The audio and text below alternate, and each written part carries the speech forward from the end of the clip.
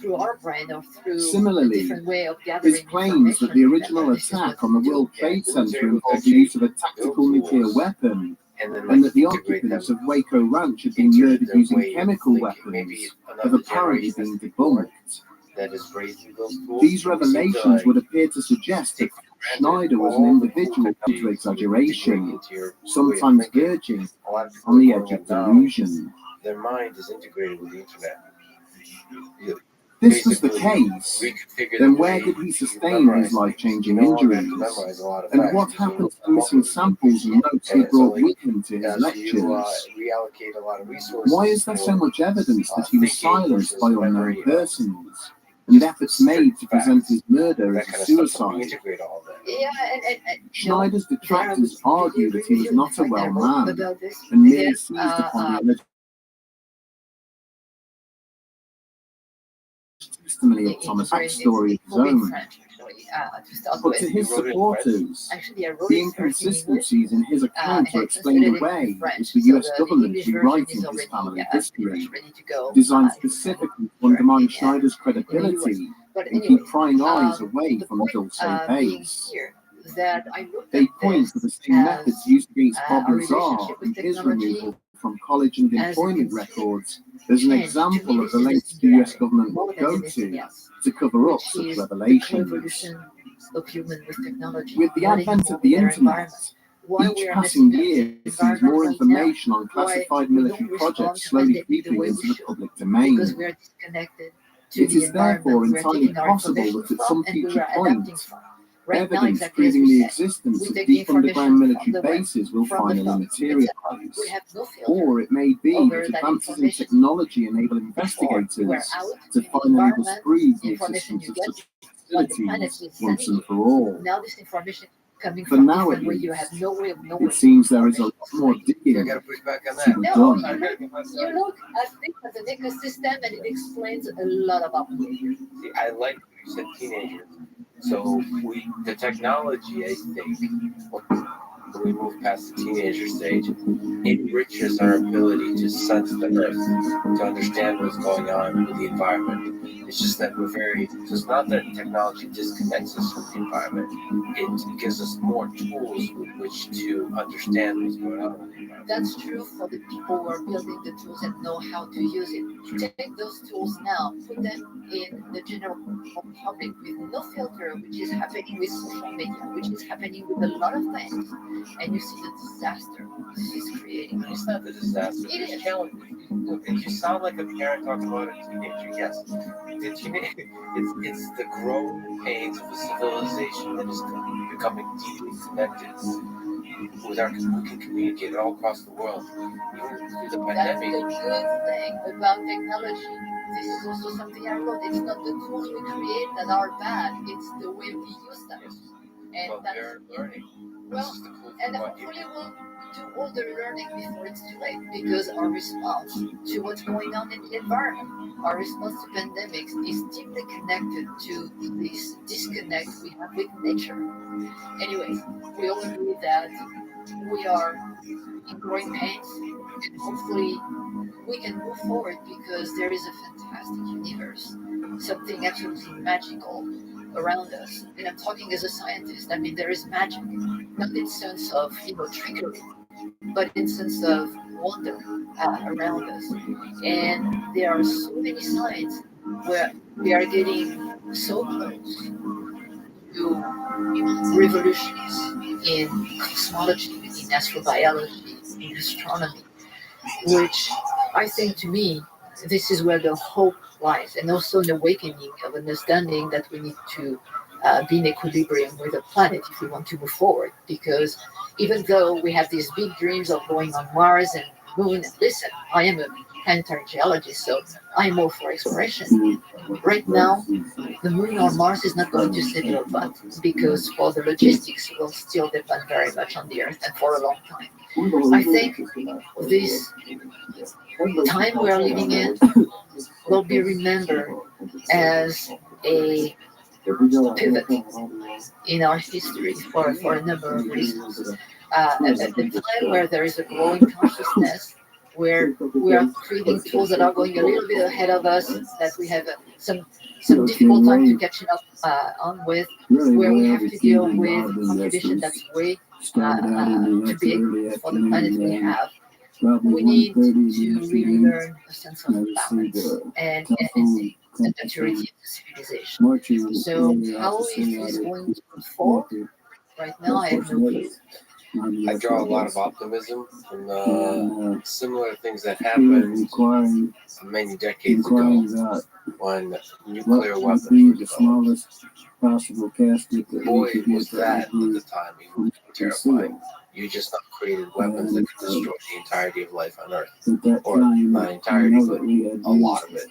And we somehow found a balance. And then the threat constantly is out there. And that threat has been made more visceral in recent times.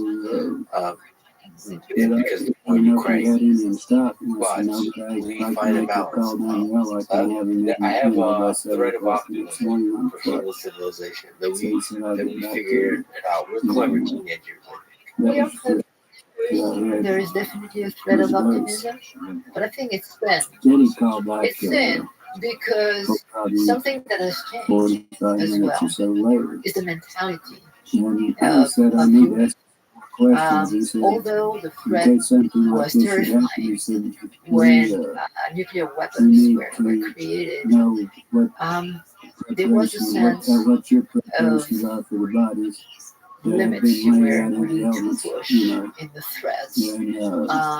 There was a sense of decency, of moral value. It was not perfect, but it was at least a time where people could come together from very different perspectives and agree that something was more important than destroying everything. But that's so hilarious you say that. Okay, yes, you're talking about a small slither of humans, which is the scientists in the Manhattan Project. That was also the top time when over 100 million people were tortured and murdered. No, I agree with that, and absolutely. I'm not talking about scientists here. Actually, I'm talking about politicians. We've gone beyond that point now. This is what I'm worried about. I mean, torture, etc. Unfortunately, well, we are apes. Exactly what you said. So I think that there is a lot to be not to blame grandpa for that, but because we can always get better. Grandpa was a wild man. But we have to improve a lot on that side before we can claim that we're a mature civilization. When you just because you mentioned the magic, when you look out there, so perhaps it's not a scientific question, we but don't really have anything. You said you don't have to be scientific. We should.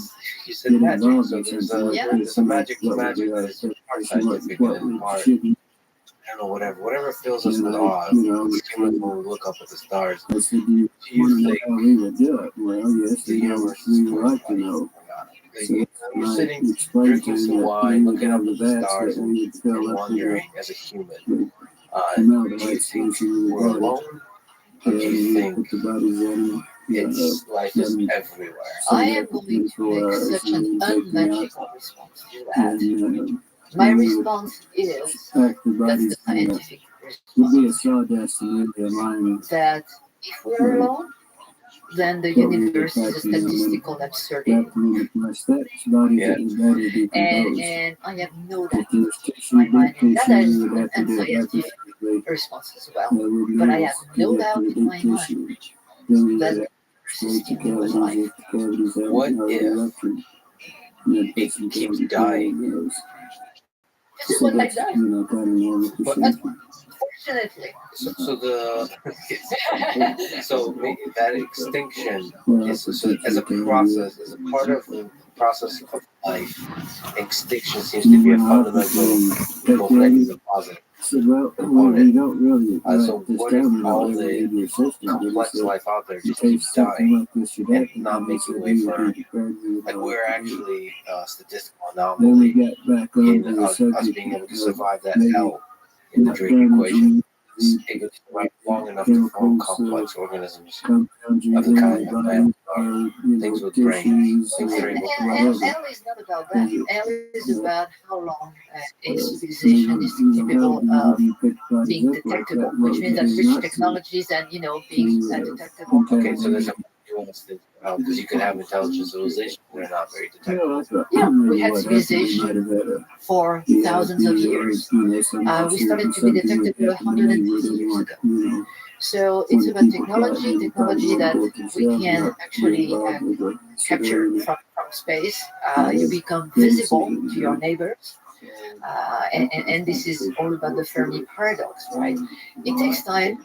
Obviously, if we're taking, again, ourselves as a model, but this is the only one we have, to get to the point where we become detectable.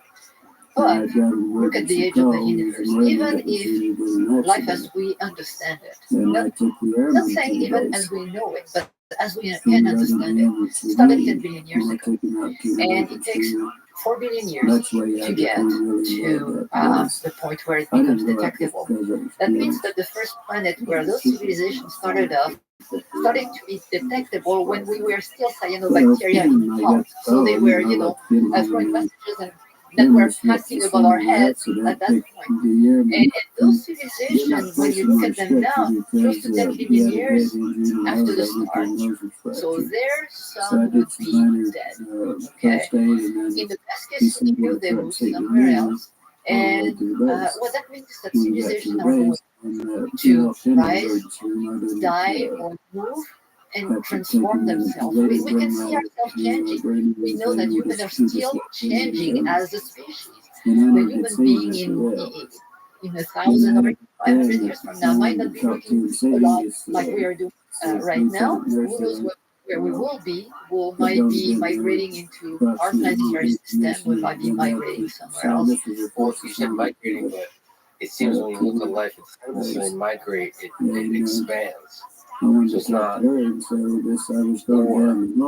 place A or place B, it's place A and place B. It Seems to could be. expand. It could be. We are talking about the human civilization here. So there are different factors. If you are a cyanobacteria or any type of even mammal that doesn't have the technology to escape the planet we were born on, then it's plan A. It's right there. Whatever happens to your planet, you are tied to it. You cannot escape it.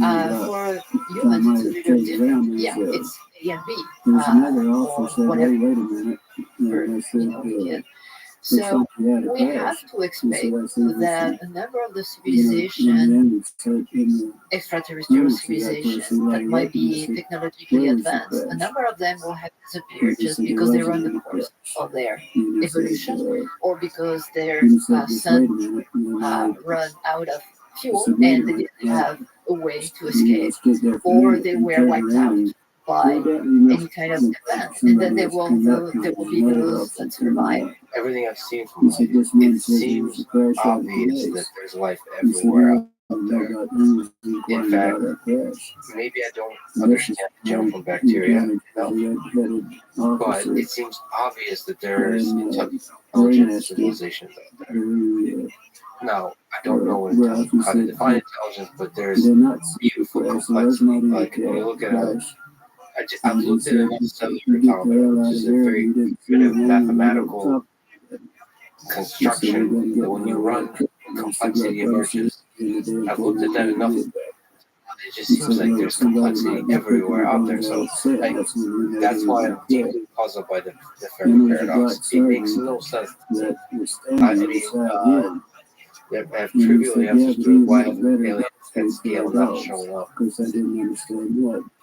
I think the two possible options for me is either we're too dumb to see it, they're already here, they're talking to us through processes we just don't understand. Like what we experience as life here on Earth is actually they're conscious, aliens can be conscious. When we feel love for one another, that could be aliens. When we, I don't know, or feel fear or whatever, that could be aliens. I have to agree with you. None of this is scientifically provable. Right now, we talked a little bit already about that. But I would say that I do not adhere to the Fermi paradox because it's very anthropomorphic. It's an interesting exercise. Let's put it that way. But it's a typical example of seeing the universe through our own eyes. And this is what the limitation is. Understanding what's going on with complexity, as you said, and looking at the biophysical models and theories for the nature of life I would agree that probably this extraterrestrial message is all around us. We're not yet capable of picking it up. But I think, unfortunately, that makes me sad. The way to pick it up is by studying life here on Earth, some of the science you're doing, better understand the nature of life until you realize, holy crap, the thing I was looking for all along has been here all along. Well, Right? a good example of that, and it doesn't need to be an extraterrestrial civilization. Look at something that I really, whether or not it's real, I don't care, because in terms of intellectual exercise, I think it's fantastic. Look at the shadow biosphere. The idea that life didn't appear only once on Earth, but there were many different pathways of it.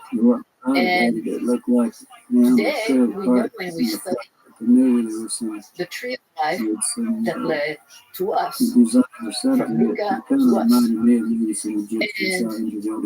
the shadow biosphere is telling us that there is, or there are, other pathways that came up at the time where life originated, but they are so different that we cannot recognize them as being living.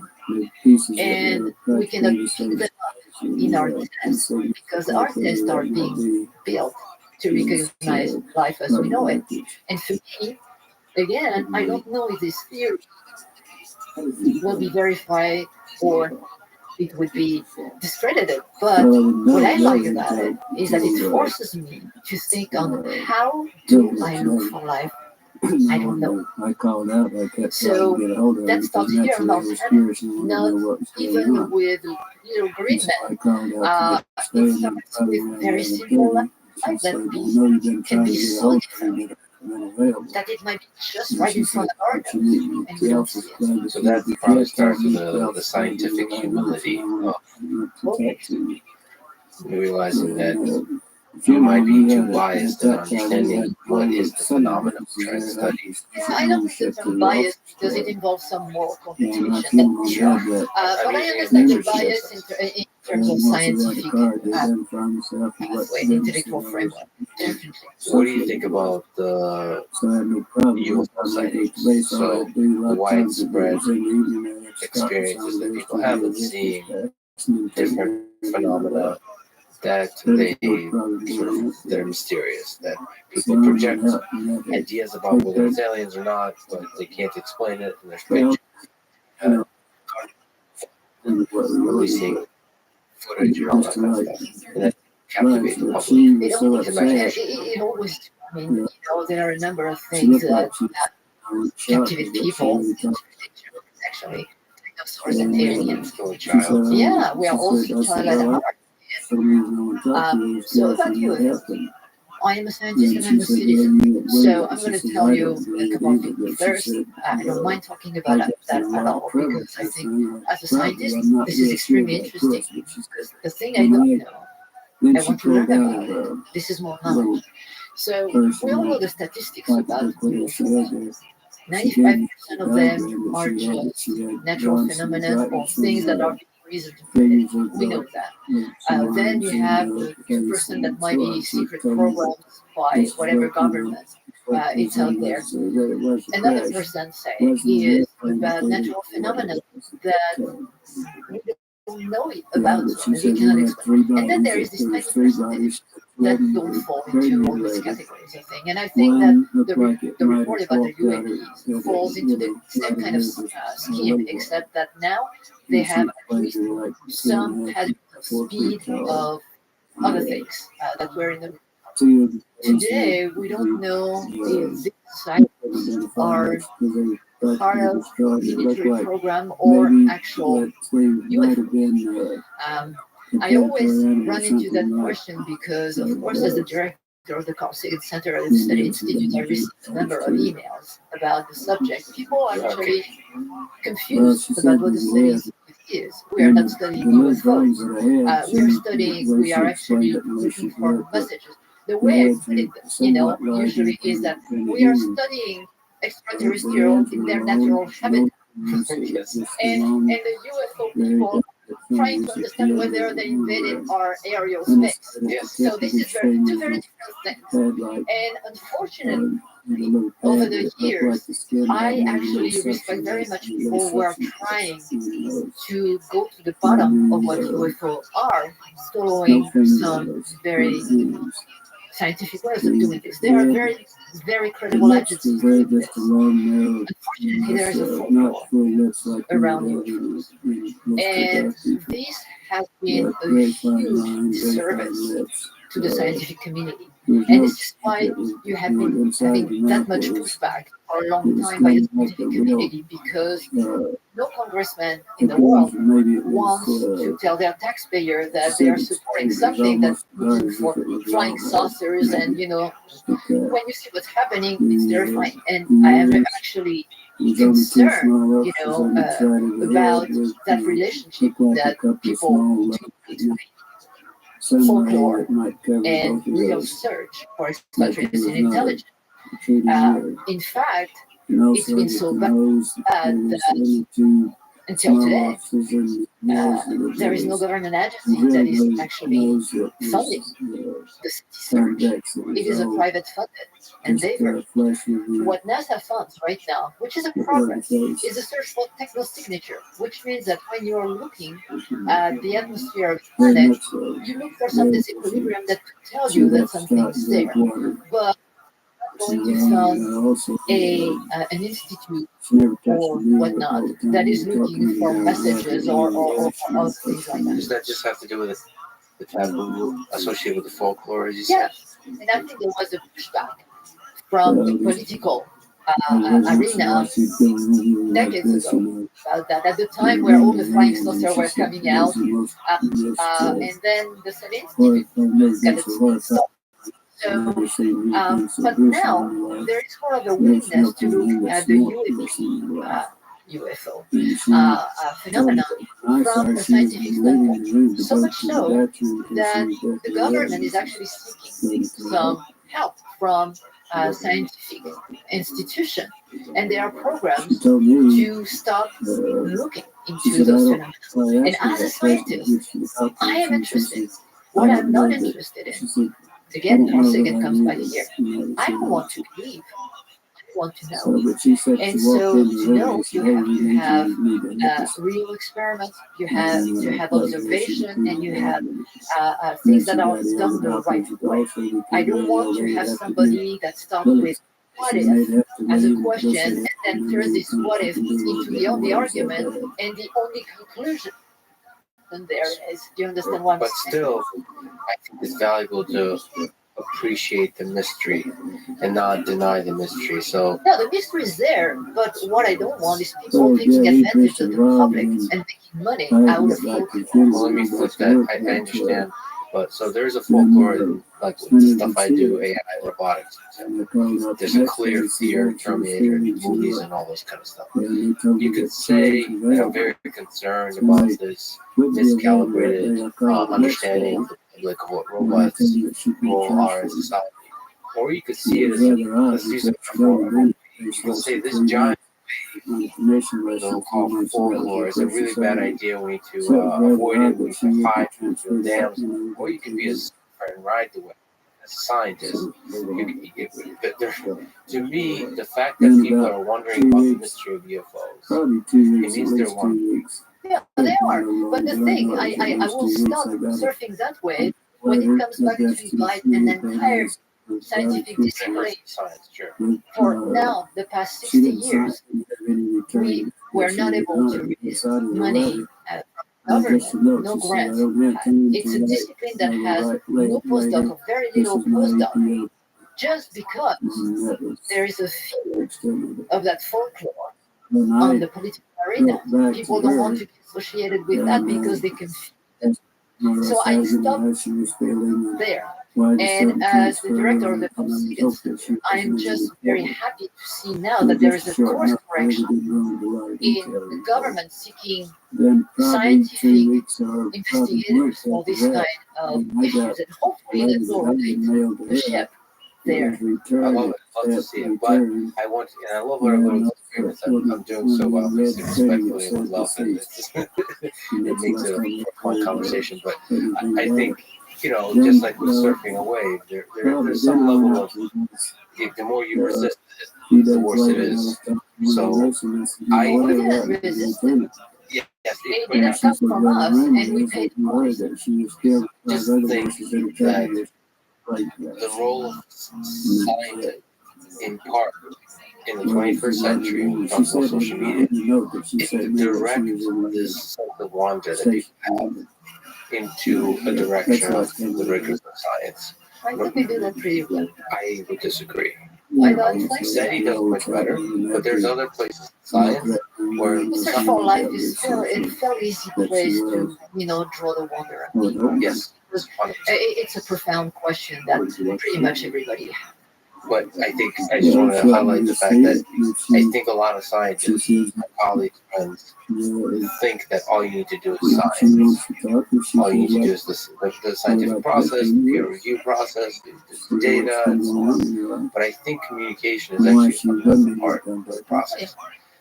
Because it has to do with funding, but also has to do with, like, we're a bunch of humans trying to ask big questions, trying to figure this whole puzzle out.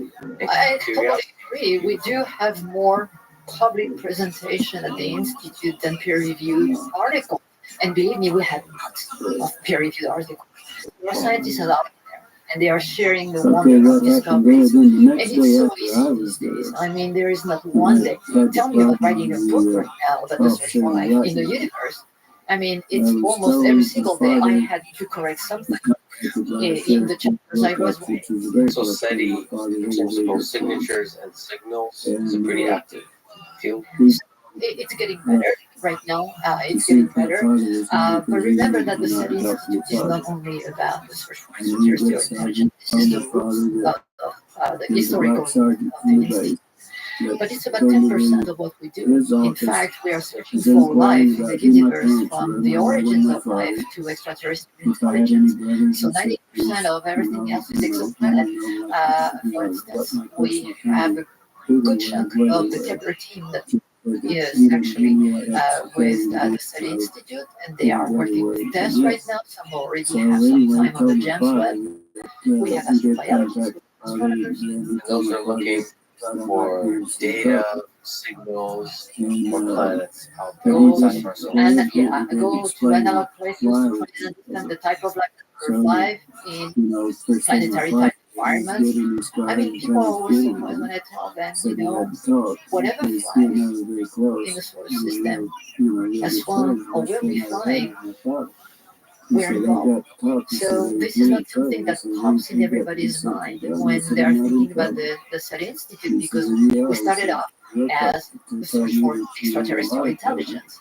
But the Institute has really moved into the search for life along the Drake equation, all the terms of the Drake equation. To clarify, by the way, you're saying if it turns to times, it's good to return to the basic. When you're saying whatever's flown, SETI is part of the things that are flown. So we, because we're usually sometimes we say we humans and sometimes SETI. Yeah. So SETI is really broadly involved. Oh yeah. The fingertip reaching out there from. Think about Mars involved in landing site selection in instruments that are actually on board some of the mission in science team, for instance, Cassini, New Horizon, also missions that will be coming. It's the search for life. We do this all across the Drake equation. So SETI is part of it. It's our root, and it's expanding a little bit right now. We're going to continue to expand. So this is a good time for the Institute. And it also, in my mind, was the very first astrobiology institute, because we have this multidisciplinary approach where I can bring many of the scientists from different domains and disciplines to think about a question. And as you know, discoveries happen at the nexus of discipline. And it's really a privilege when you're in an institute like that. You dive volcanic flakes at high altitudes to study the creatures within. Can you tell me the technical, the fun, the human story of that effort? the image that is associated with the scientist is the person with the white coat in the lab. In fact, a number of us at the Institute are athletes doing extreme, what would be considered extreme stuff. And I mean, it's fun, it's dangerous too, but it's to get data and more knowledge. So there are so many stories. I don't even know. What's the first time you did a dangerous thing with a volcano? Oh, so the first one associated to the search for life understanding was in 2002, where I started climbing those high volcanoes in the Andes that are 20,000 footers. The view out there is just beautiful. You got it's so hilarious. Spending almost no time on some epic things. I love this. Okay, what? Okay, how tall is it? What are you doing with a volcano? What's required to prepare for that? What does a mission look like that? I mean, that's like athletics and science, and you're studying the extreme conditions of life on Earth, extreme beauty of life on Earth in those conditions. So what are you talking about this volcano? How big is it? Remember when we were talking about how do I understand how to control life on Mars? This is how it started for me. And then I looked at the environment. I had started, going through the environment on Earth. That would be good enough. And then you only have a few. And the Andes, in that case, are some of the best in the world, just because of the aridity of the place. And the higher you go, the least atmosphere you have, the more UV radiation you have. And the Andes are volcanic, terrible, flood, climate change is coming, you have evaporation. It's the picture of Mars 3.5 million years ago. And so now you are actually entering a time machine. So remember, I'm a diver. And the first time I got 2002 to the places we wanted to explore, all of a sudden I was standing at 14,000 feet looking at 20,000 feet and saying, okay, well, I need to get up there. Scared? No, because we are prepared. And the only thing I didn't know is if I was going to be able to make it to the top, because now you're dealing with high altitude, you can deal with high altitude sickness, you can deal with a number of things, and for God's sake, these are volcanoes and they are not extinct. That came back to bite us a couple of times. What was your preparation for that kind of thing? There is a lot of, hiking and trekking at altitude around here, but not so high because we don't have anything closer to those elevation around here in the U.S. But in volcanic environment, climbing volcanoes here, we have plenty of those. Diving as well. I am a free diver, so this is where it's going to be hilarious because I started with a completely rational fear of pressurized vessels that comes from an incident in my childhood. And so I became a free diver to avoid having to carry oxygen tanks on my back. Free diving is diving without anything, just your lungs, right? And that started from childhood. Yeah, no, it was to the point where when I saw a pressurized vessel like a tank or anything, I would be going around and put a lot of distance between me and that tank. So I'm just going to carry and the first time I actually dived at something of that like was free diving. People look at me like I'm nuts. Well, maybe I am a little bit. People that work with you as well. I mean, that kind of seems kind of nuts. No, with you, it's a risk. Actually, it's a lot of less of a risk than getting with conventional air, and I can explain that. But ultimately, what led me to certify scuba and go over my fear was that as a scientist, I needed more time at the bottom of the lake to sample, rationally, take my time to think. And I can stay quite long enough as a free diver underwater. But the last thing you want to do at 20,000 feet is to come up at the surface with empty lungs, because there is not much you can breathe out there to replenish your oxygen. So definitely your time and water is Even my daughter said, just what you know, I want to take and I you there, so I want to realized keep that it. And it was I not a wanted good them to trade-off come. for me at that point. So I started my scuba, Well, you and know, after whatever you 3 guys feel years of comfortable, I'd exploring like that to, lake you know, free grab some diving, tapes or we whatever, finally you know. came up with a full scuba diving expedition. But we were diving with rebreathers, which means that we dived with pure oxygen. I just go So to Kmart or wherever and buy rebreathers it. give you a bag with stuff that looks like there's in it, which is basically to absorb the CO2 that you are expelling when you're breathing, and they're recycling oxygen this way. So basically, you are rebreathing your own respiration. Wow.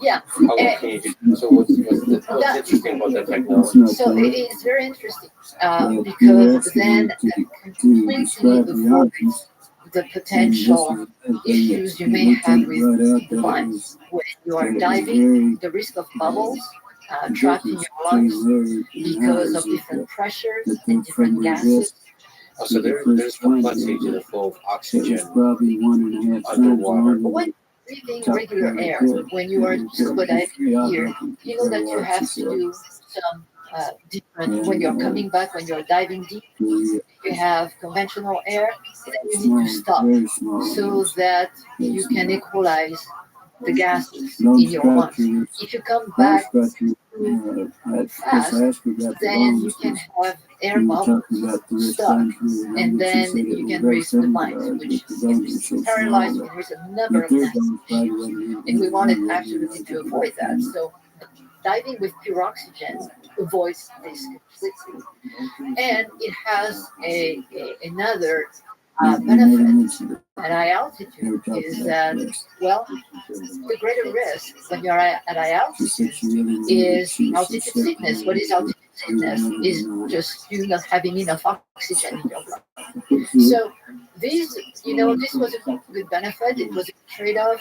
We were lucky enough to be also trained by the military, so we came up with not the civilian rebreather, which is the big thing on the back that you carry on your back. We actually were given Navy SEALs commando rebreathers. You work with Navy SEAls for this? The director of military operations.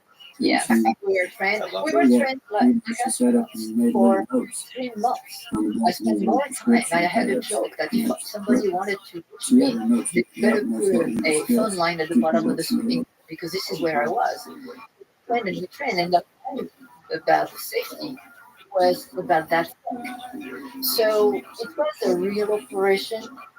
That was 3 years into it because when you're free diving in the years prior, there is no risk. You don't have any gas in your lung that when you're breathing. The only risk comes short of air, and then you're dropped, which happened to me one time, seriously.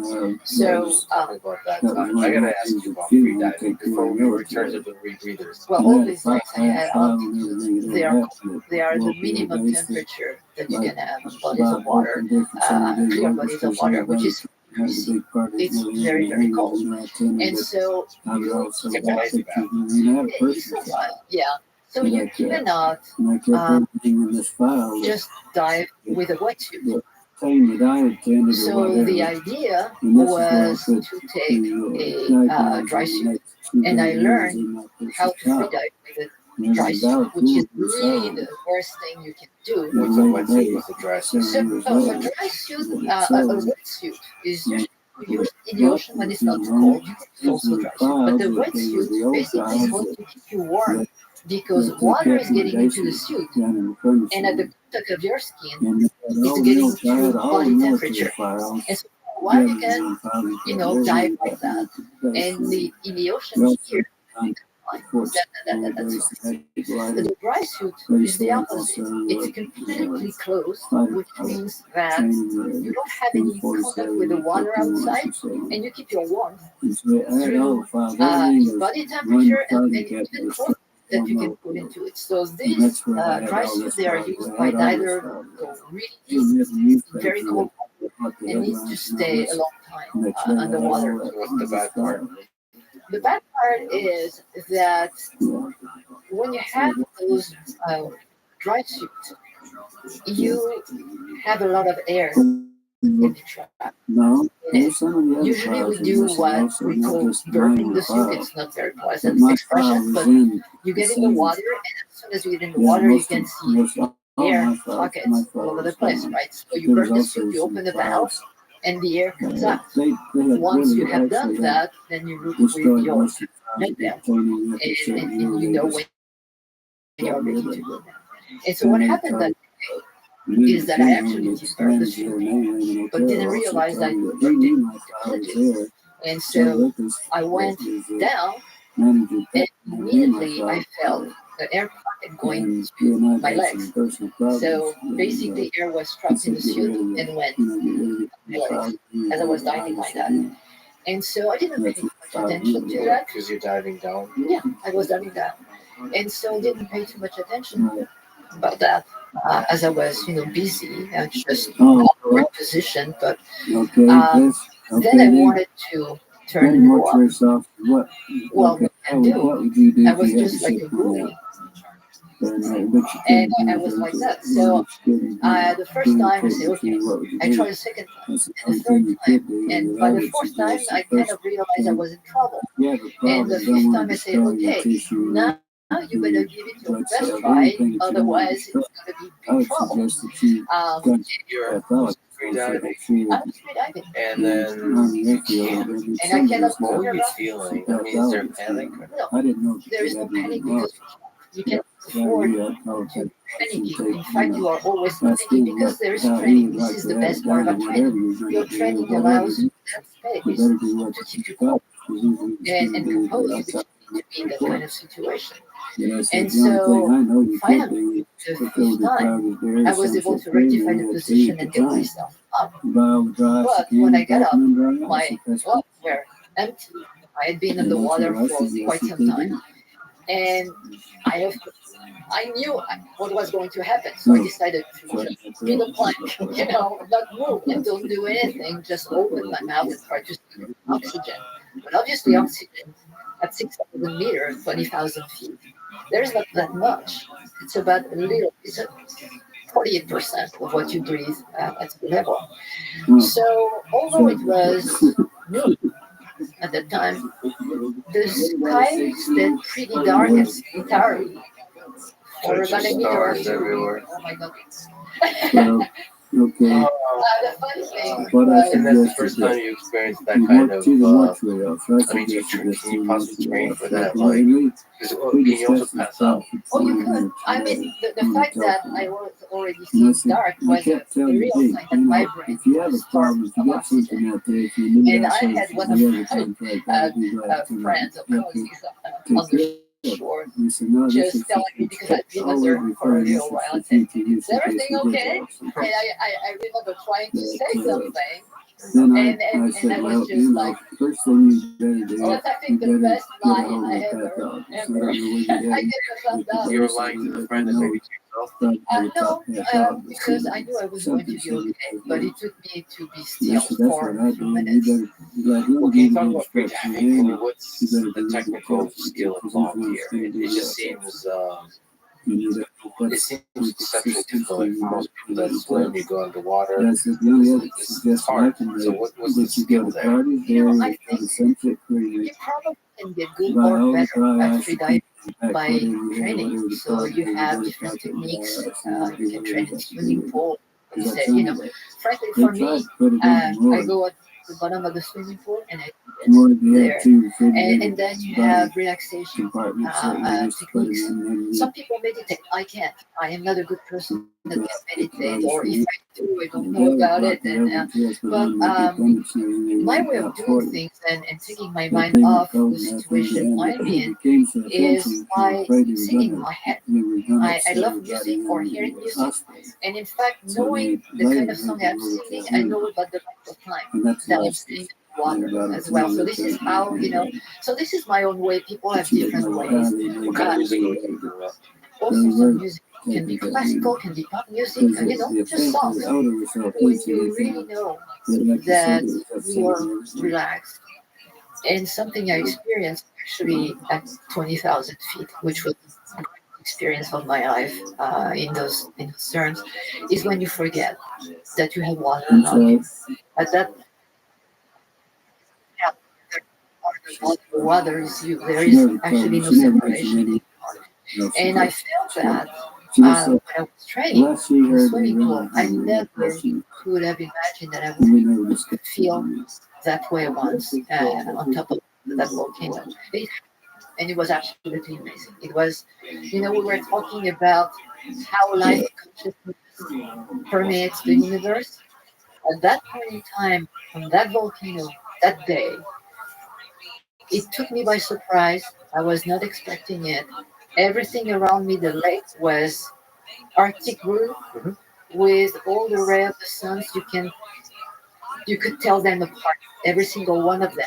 I was surrounded by golden stars, and it was the most incredible experience. And I don't know if it's that kind of environment that led me to just, whatever state of meditation or whatnot. But all of a sudden, there was no separation anymore between me, the water, the volcano. And if I came with questions, they didn't matter anymore because for that fraction of a second, it seemed that I had all the answers in the universe. You can call it that way. What it is, it is that I look at the camera instead of you. it doesn't matter. It doesn't matter. It was an absolute understanding. So you And were it aware was of something going on it out was there. an absolute That came awareness other that sources. go beyond As a matter that. of I fact, think that there is clearly mind oh, I should say this or no not. words We that get can off the land express for one. how this was. Yeah, so It just trying to speak to you. Is there something special about that diving at such elevation? Volcanoes. I started diving pretty much this is the first thing I did when I was near water. In fact, there is a very fun little incident with my parents meeting on the shore of the lake on vacation. I was 3 years old, maybe. And I had these little lifesavers, on my arms, and my parents were not watching. And in my little brain, I still can remember today saying, well, nothing bad can happen to me. I cannot drown if I go underwater. See, that's the logic of it. Yeah.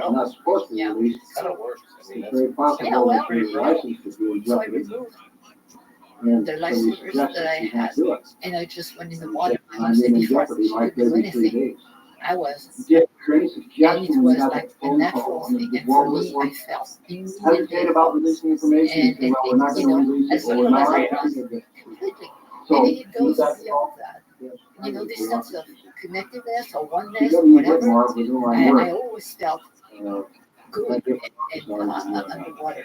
So it doesn't matter really if it's much balance. The thing that's mattering at that point is that you need to get there. So you need to get with all the gears, with your hiking, trekking equipment, high mountaineering gears. And when you get on top of that, you have to remove all that and don the suit. very negative. is there something you can speak to the challenging aspects of that process? Or is it just like this rigorous process that's well designed that you have to go through? Was there any You run through it and you don't think one Where step at a time. this is where you already made such a stir about because the releases, you see. you can be well prepared, but for one reason or another, And you so get in sick, other words, and you can get sick not only because of high altitude sickness, it can be I had been down here another for a thing, couple of years at or that you time, can be tired, or you can catch a cold, things like and then of course we air have this crashes altitude and stuff. larger airports. We had the magnitude Problems 7.8 with that stuff. earthquake This was not unusual hitting for us one to day when talk we were to 50 people, meters and away they say, from the okay, summit. So you we can't got a obviously release plan date on this. No, you can't, Not and that's before, the not act of before God. this. Working We're all with smart NASA, because they all try to take care although of I it am after the doing director of the SETI Institute, Well, my grants are coming from NASA, Then so you I'm got the the phone NASA call from contractor. Washington, And every we time thought we go about to going those into the environments, we release have for to anyway. go We through the could use rigorous it. process No, of we training didn't. with NASA and checking all the boxes So for when you safety. got the phone call, that So was they're it. training us, and I have to thank them because a lot of No those reason to do it because trainings we are already had things this that are in your out brain there when with these kind of 10 things happen. knows how to react, and you are not freaking out. But in all of the things they are training us for, you have the green risks, the yellow risks, and the red risks. So the green risks are basically the don't be stupid and don't do the kind of thing you wouldn't be doing at home, like jumping, on walks that are unstable, to your ankle. And then you have other risks, like altitude sickness. Are you prepared? How you recognize that? These are the yellow risks. And then the red risks are what they call the acts of gods, this kind of thing that they can happen, there is nothing you can do about it, and then you accept it. So those are volcanic eruptions when you're in this kind of environment, earthquakes, and everything that an avalanche. Whatever happened while recording was erased and it's shaking. No, it's not shaking. That's the interesting part. There was a whole background of things that happened that day when we started out. But we got to 50 meters from the summit, and I have part of my logistics team that is at the foot of the mountain. And being so close to the summit, we have to go under an overhang lava. So it's just like we are just under this big fall of lava, and it's actually beautiful. If you want something beautiful, it's the Altiplano seen from 20,000 feet. It's just absolutely stunning. The colors are that of the earth, which means primordial earth. It's ochres, yellows, oranges, browns, with dark. And so you were just, you're just out there and you're climbing for it.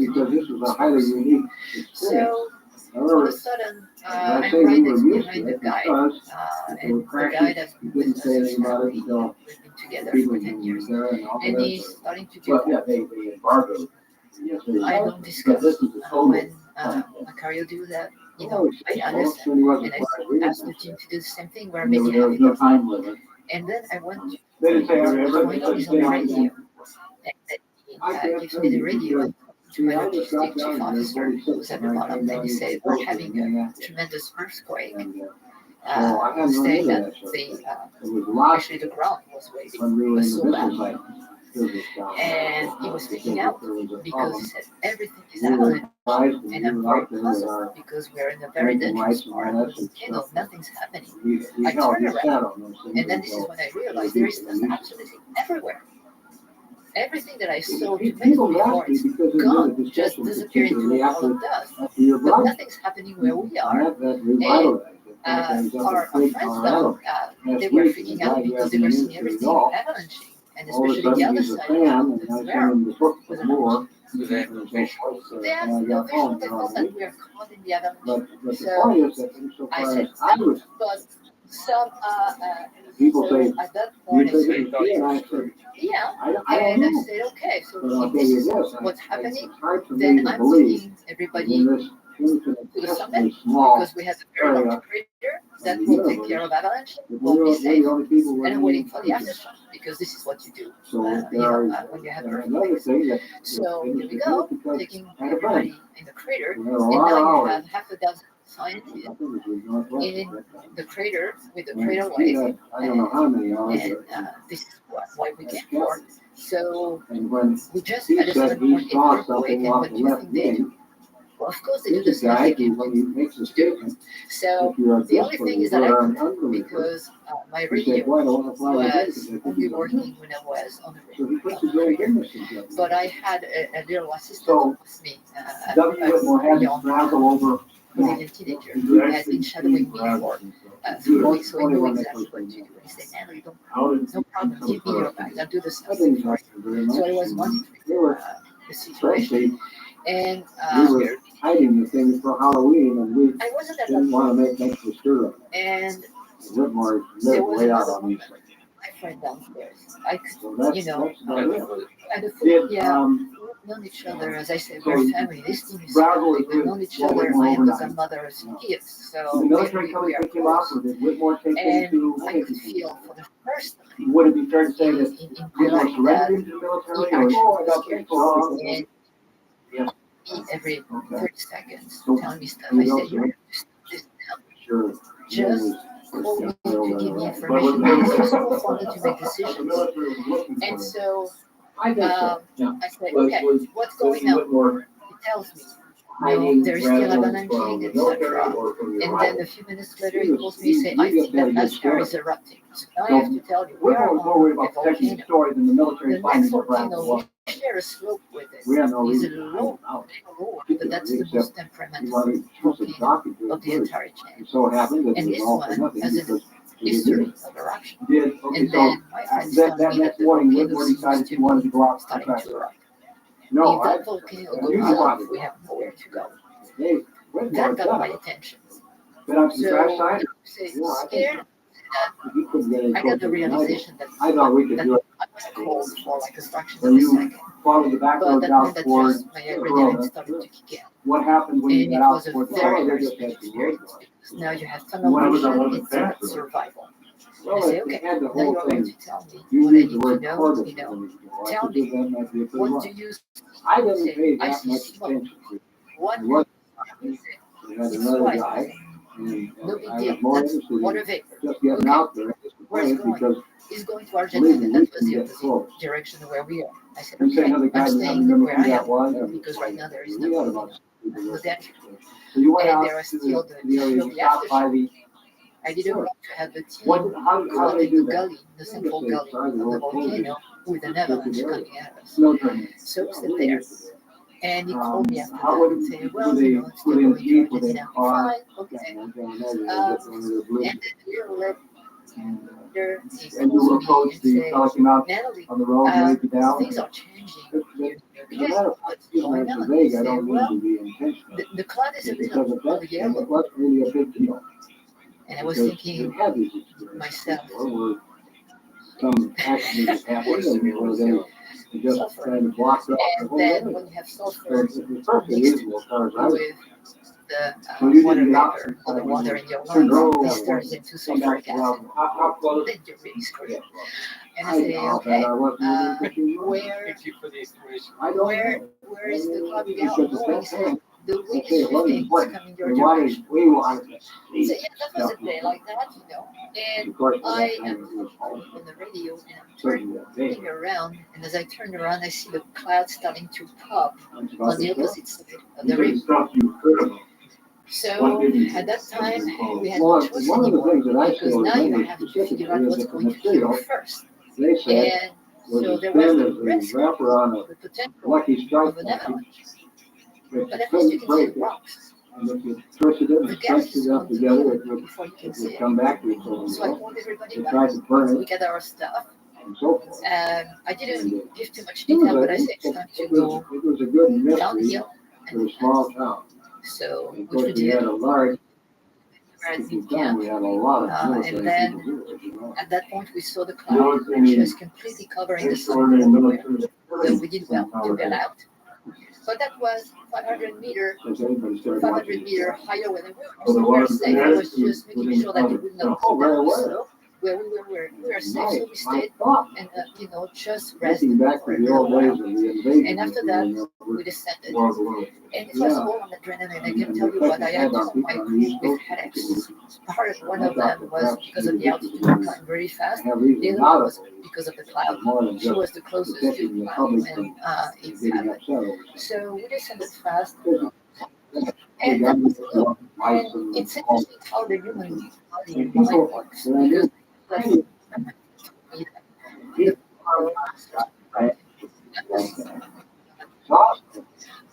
but when close to them, and I saw him really close to the cars, I saw him coming towards me. And I slowed all of a sudden all the adrenaline on my way. I was panicked. I had to find the first rock and sit down. Or was it the nature? So he's just basically physically, mentally collapsed. There was nothing left of me. I got in the car and I felt in the car as we were in I really felt back, and another kind of passing out, easy. But there was nothing.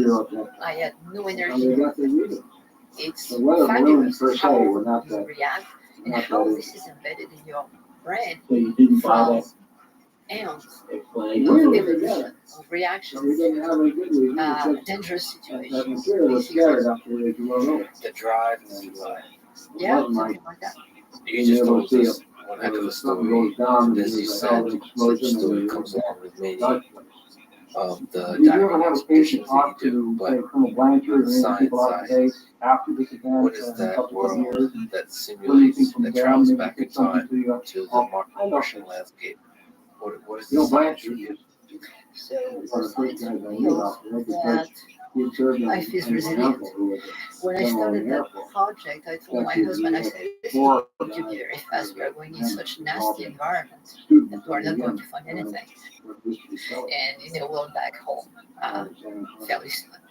So I So always 20 years later, we are still studying those environments. That was your gut feeling, like nothing, not much can possibly survive. Well, the UV environment is so nasty, but there you find the same microorganisms that made the very first fossils on Earth 1.5 million years ago.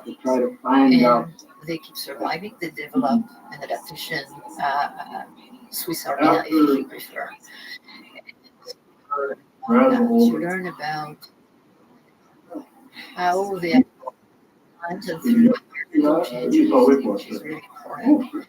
What are their signatures? We learn to recognize them. We learn what kind of instrument we need, what kind of signature, whether it's chemical, logical, or not. So basically, we learn how to explore.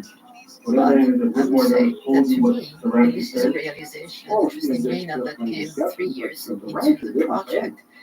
I really woke up literally one morning saying, we've been coming here for 3 years now to try and understand how to search for life on Mars.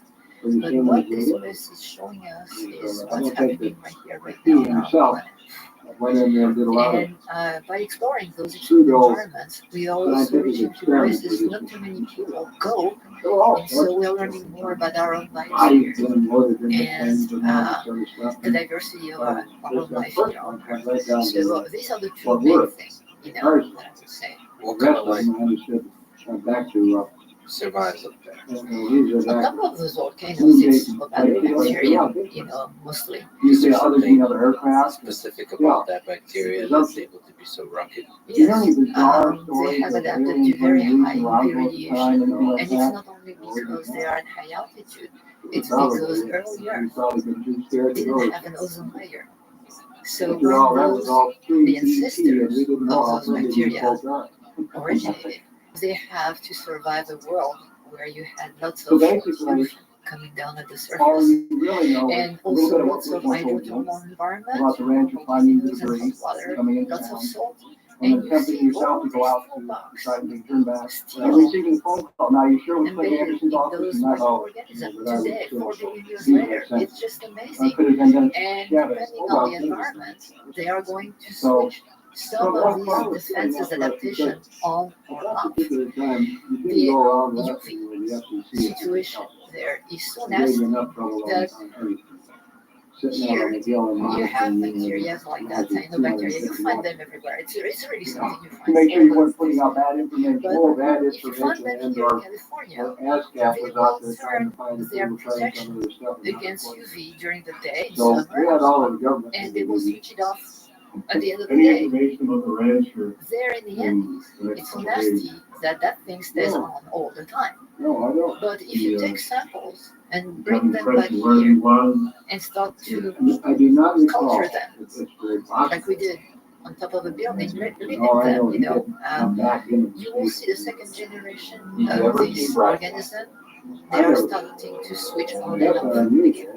So they're extremely adaptable, extremely rugged, and that's why they are still here. And probably that's why we're here, because life found its way. So is there some degree to which the harshness of the conditions enables the flourishing of life versus shuts it down? Well, it will shut down those that cannot survive. Obviously, this is a statement that's Captain Obvious right there, but it's also the survival of the fittest. And this is what evolution is, right? So Did the there military is ever come by the because they were the station most adaptable. to pick up press releases, And anything like so that? No indication that the military evolution came is back going to make sure there was show nothing left the behind that path might. of the fittest. No, The one that cannot resist, they might have a good time for a little while, but then, and we've seen this at much different scale and with complex life. Even if they had Not long ago, 100,000 years ago, Neanderthal was side by side by Homo sapiens, but Neanderthal was completely adapted to a cold Earth, to a glacial Earth of the end of the Pleistocene. And when conditions changed, it couldn't last. You think, I mean, there's still some mysteries around that, right? Like, exactly what were the harshness of the conditions? That's still really suspicious. What is Homo sapiens? No. I really want to know. No, I'm sure Shady stuff that happens. shady stuff happened. They met, they bred together, they fought against each other. When you had to expect that. But the thing is that Neanderthal was completely adapted for a very long time to live at the edge of those glaciers. They were probably in a weakened situation when Homo sapiens came and started to spread.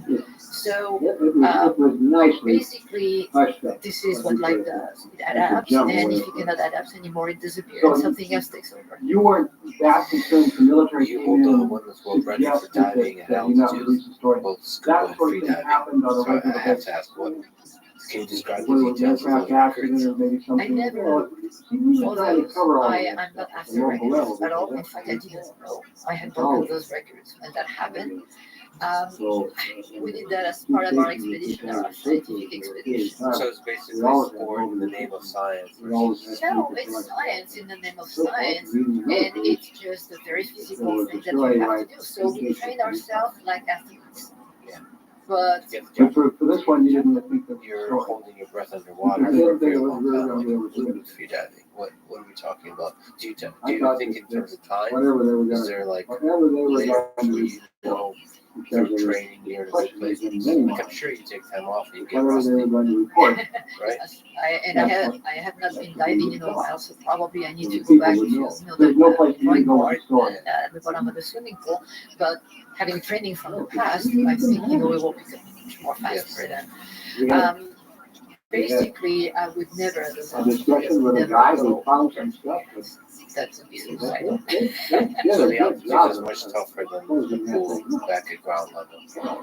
It is, but It's it's because not. when you come up, Yeah, that's not the going in the water. When I'm on the water, I'm fine. And if I wanted, I could stay longer, but it wouldn't be very fast. For 90 days, but you've written about the history of life on Mars, and you said you're kind of exploring that by looking at the lakes here. Do you think that there's been life on Mars? Do you think there is life on Mars? Right. So when you're looking at the environment of Mars early on, it's fairly similar to that of early Earth. Never was exactly the same because Mars was always farther from the sun than the Earth, right? So it was always a little cooler, but you have to imagine maybe the Arctic during the summer. That would be early Mars with a lot going on for it in terms of environment, very favorable to even life as we know it. So we don't know how fast life happened on Earth.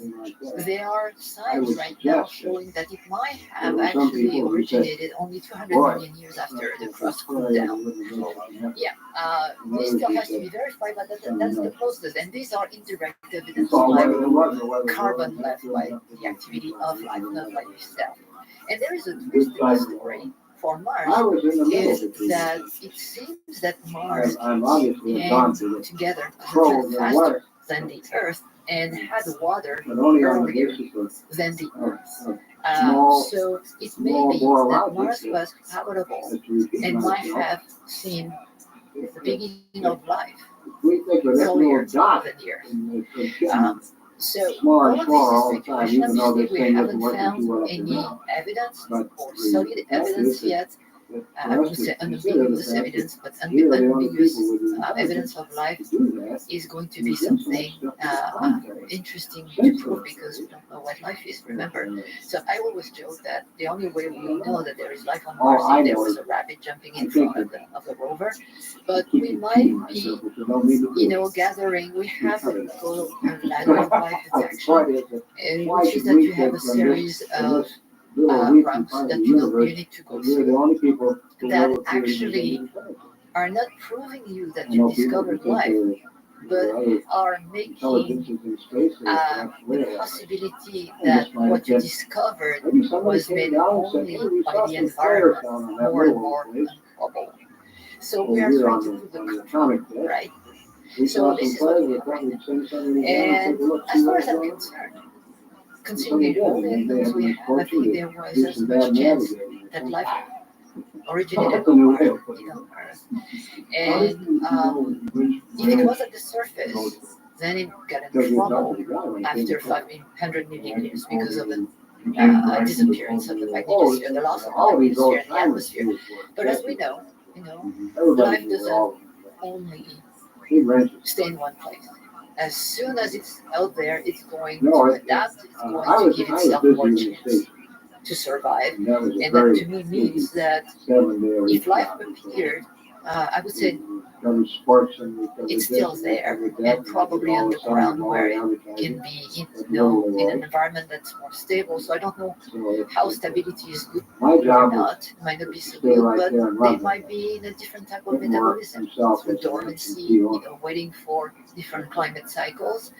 And there is the fact that Mars changes a lot faster than the Earth, and climate changes are a lot stronger. So there might be a place on Mars. We know that there is a place on Mars deeper in the subsurface where temperature and pressure are good for liquid water to stay there. So these would be the places for stable habitat over time, no matter what happens at the surface. But if life is also caught between that deep zone and the surface, there is an active layer. There is a lot of ice in the subsurface of Mars. And when the climate changes, when the obliquity goes beyond 30 degrees, then at that point, you will have some activation of that zone. You have thawing of the ice. So all this region is reactivated, and maybe that's a way where you have pathways for life to move from the deep zone to closer to the surface. This is why I'm one of those scientists who thinks that life might not be so fun to the surface. Saturn to take very far. Probably won't. And the reason I'm thinking of that just because of this experience as well, of this environment. You have to sit and look and listen, basically. The story of my life. If I want to understand where microbes are located on Mars, I have to become a microbe, right?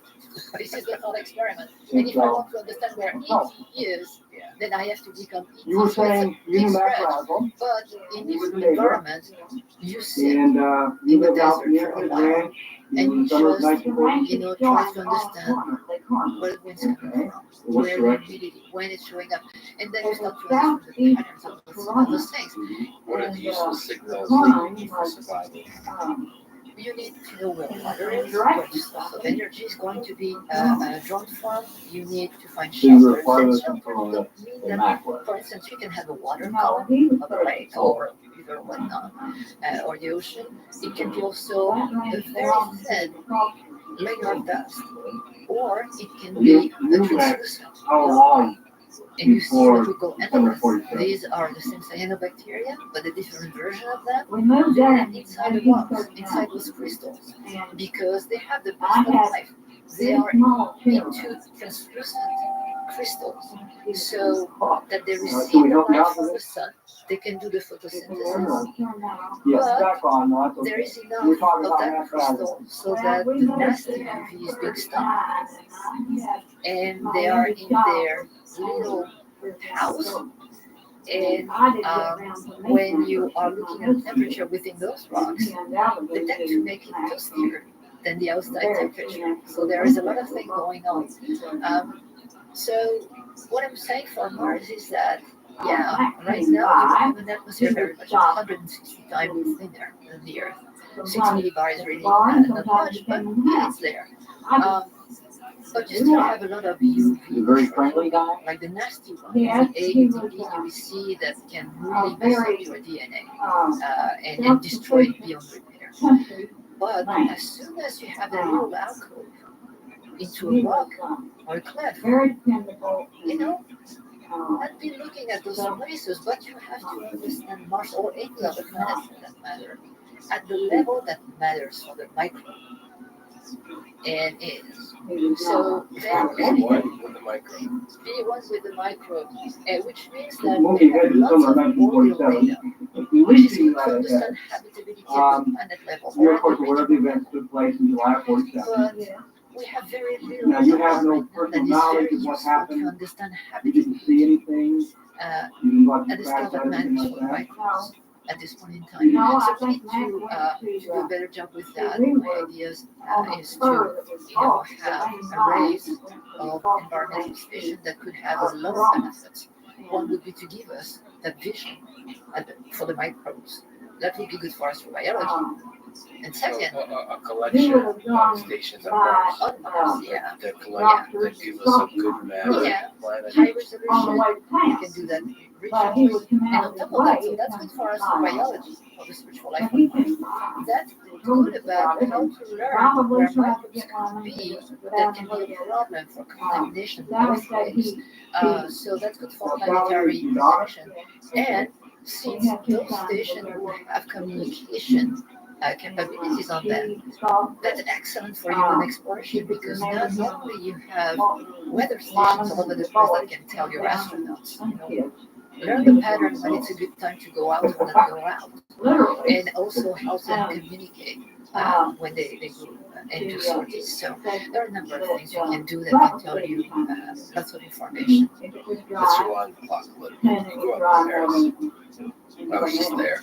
Helen McDonald, in her New York Times amazing profile piece of you, writes that your teenage years were troubled. So, how did the challenging early years make the human being and scientist that you are today? Everything.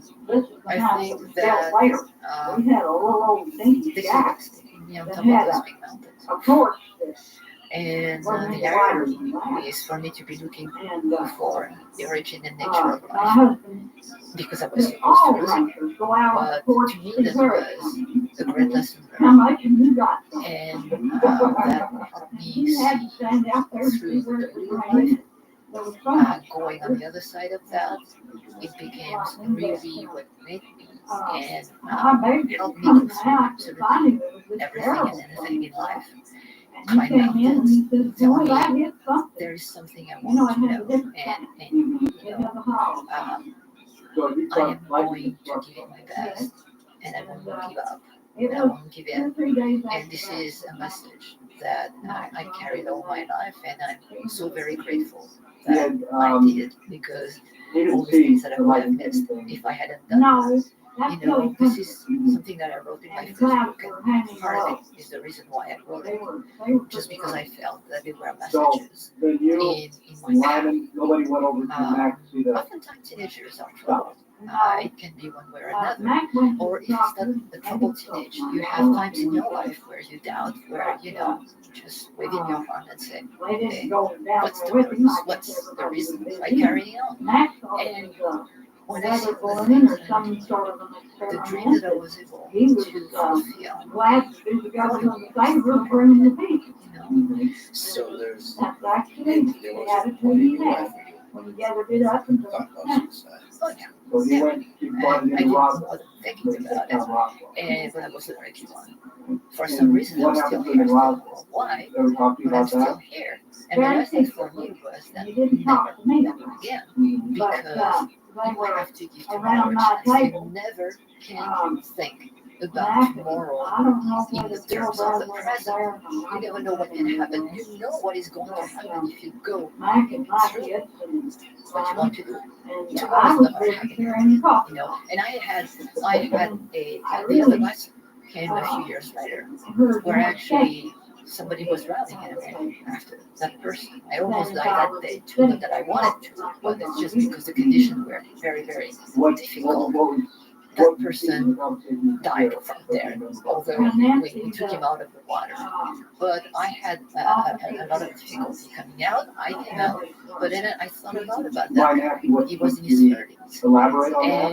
And it was like sort of an echo from a few years before, telling me that person will never have a tomorrow. That person will never be able to fulfill his dream or even have dreams of any kind. And I was going to give myself the best chance to fulfill all the dreams I wanted to, and go after all the questions I wanted to. And this is what keeps me going. So the advice there is if you see a why, an answer to the why question, why live today. If tomorrow Do you think about your death today? Do you think about your mortality? Anyway, they came down here to the Bureau of Land. Not really.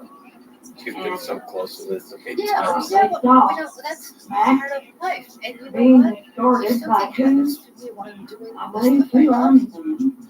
what a way of going. And I This don't will know whether he had happen wherever handcuffs on or not. it catches me. I I don't don't know. believe I I don't ever care. heard that. I It will don't be what it believe will he be. did.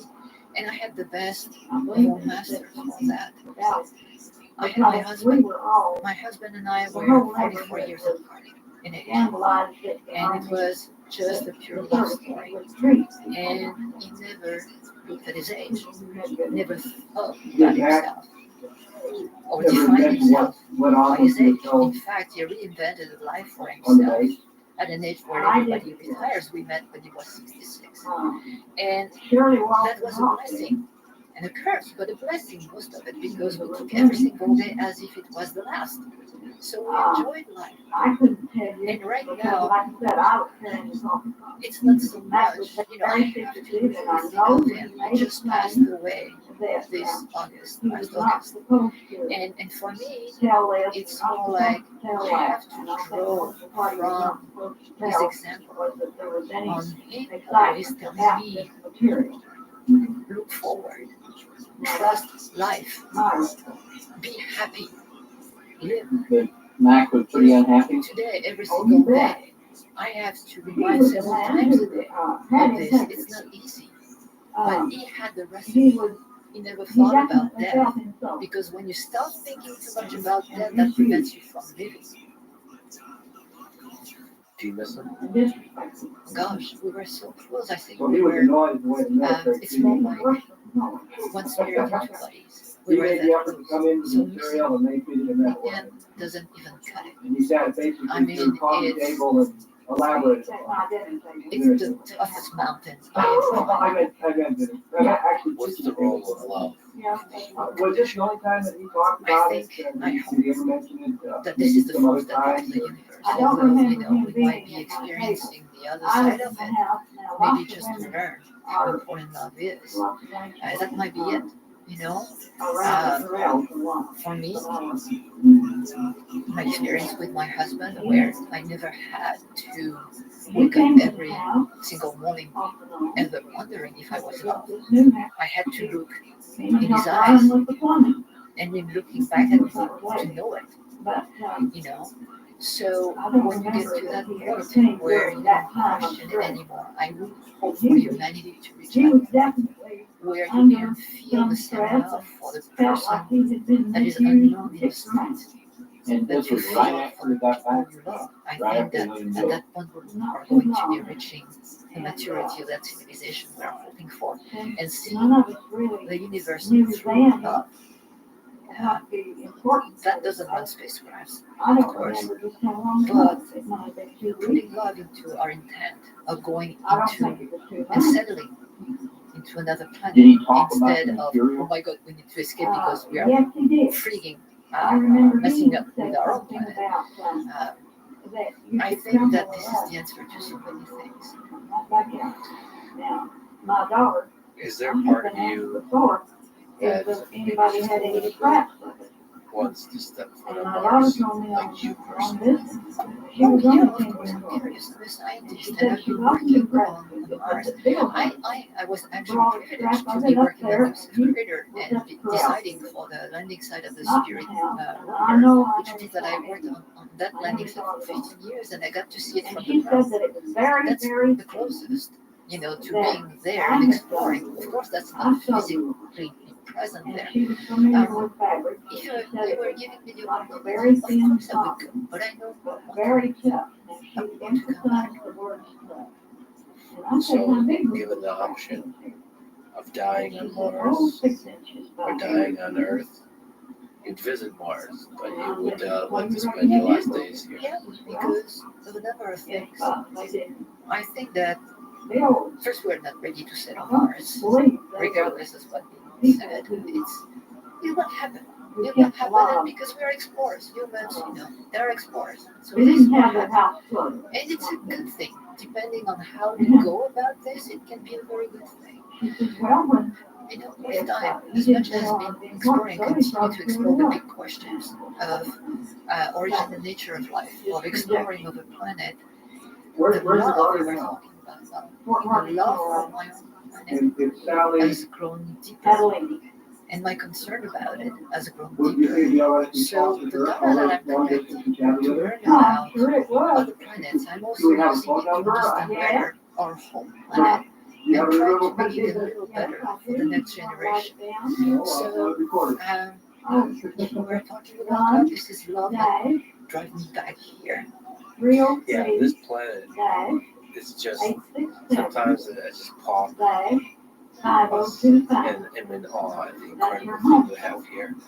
And just Sally. I have deep gratitude for all Now, the of life course, forms her here. husband and son The was beautiful not complexity. Of Are course, they there's from darkness this behind area? Are it. they from All the Colorado? death, all the extinction that led up to She says Bill us Brown to bought his this level tablet of advice sitting to take here a look. today. I Well, feel it's a responsibility. the show. We're the fittest And, that survived. Exactly Like I said, right. now, she lived As well. the dominant species, at Her least, daddy had to order technologically, the house. maybe not the wisest one, but the dominant species, we have a responsibility towards the She entire was out there biosphere and the boys were out because the there and I decisions told we are them, making now the whole not only family affect killed. us, they are affecting the entire And I biosphere. don't think And they're right now, the coming home. choices we are making are leading to the So disappearance of basically, what you know 150 is species Matt every Goswell single was day. All the big held by mammals the people today, on this women earth today, Yeah. today Uh, are he on the brink of came to extinction. your house and was We are irritated within the by sixth the Worse than greatest anything. extinction. It's unfolding before our eyes. discussion And about um, what went on today. I And would Lyman saw strongly suggest that we use our Mac smart in the company of a number of If I could say a something. little bit of this situation. And we can do this. I think we can do this. We just need What I asked to you about the redirect our energy. Thunderstorm. Did anyone else comment? In the Did name anyone else? of love. Comment about This was an incredible conversation. I'm really honored for you, sir. I asked Juanita about I've been that a time, fan and of she yours said, for a long no, she time now, didn't so remember it this is because really awesome. she had Thank you so little much for children. talking. You're very welcome. By Thanks for 1947, listening to this conversation with Natalie Cabral. To support this podcast, please check out our sponsors in the description. And now, let me leave you with some words from Stanislav I think Savaris. that's what she said. How do you expect to communicate with the ocean when we I can't don't even know understand anybody one else. another? Anyone else Thank you for comment listening. commented See you about the next time. About loud thunder? thunderclap. Sally could remember. I don't know. My son just said it was not living. Did Matt say anything while he was out that he was threatened? Or that they, I think he was threatened with something because he was threatened if he opened his mouth, he might Following this get thrown in conversation, the backside of the no jail. malice. This is a He special gave that holiday episode, impression, definitely. and it is made extra special because it's announcing the release of Michael's new book called The White You Pill, must not A Tale tell of him. Good and Evil. Michael and I disagree on a lot of ideas in politics and philosophy, Yeah. and we have a lot of fun disagreeing. There's no question that he has a deep love for humanity. He puts his heart and soul into his work, especially into this heart-wrenching, deeply personal book. So I asked him to support him by buying it at whitepillbook.com. That should hopefully forward to the Amazon page. As always, he's dressed up in a ridiculous outfit without coordinating the chaos that makes life so damn interesting. This episode is full of humor, darkness, and love, which is the best way to celebrate the holidays.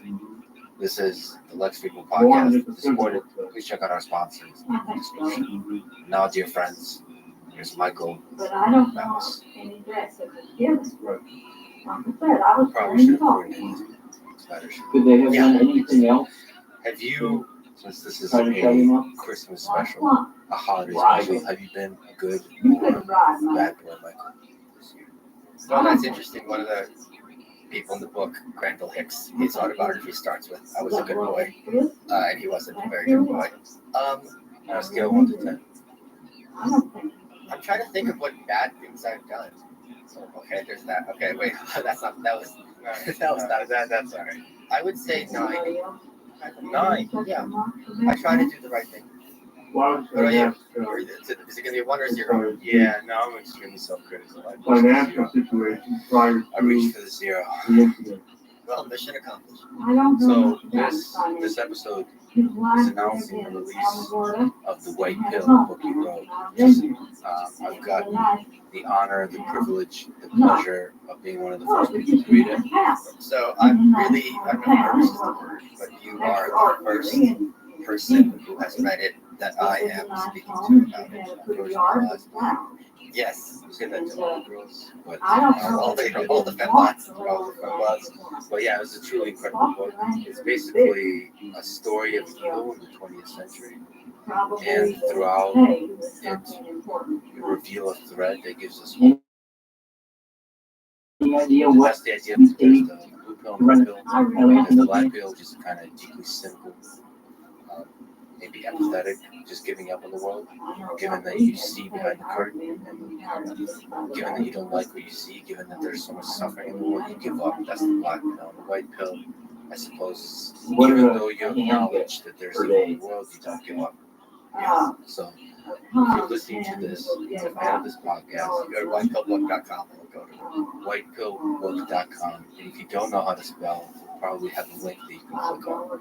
So for people who also don't know, Michael Malice is not just a troll, not just a hilarious comedic genius who hosts his own podcast, but he's an incredible, brilliant author. Dear reader, the unauthorized biography of Kim Jong-il. That's a story of North Korea. And you write A Journey to the Fringe of American Politics. That's the story of the extremes of the United States political movements, and then the anarchist handbook that's talking about the ideologies, the different flavors of ideologies of anarchism.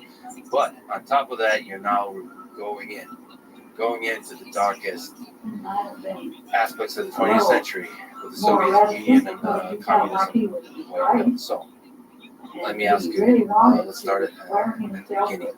At the end of the 19th century, as you write, the terms socialist, communist, and anarchist were used somewhat loosely and interchangeably because the prophecy of Marxist society was one in which the state had famously withered away. There was a great disagreement about what a socialist system would look like in practice, but two things were clear.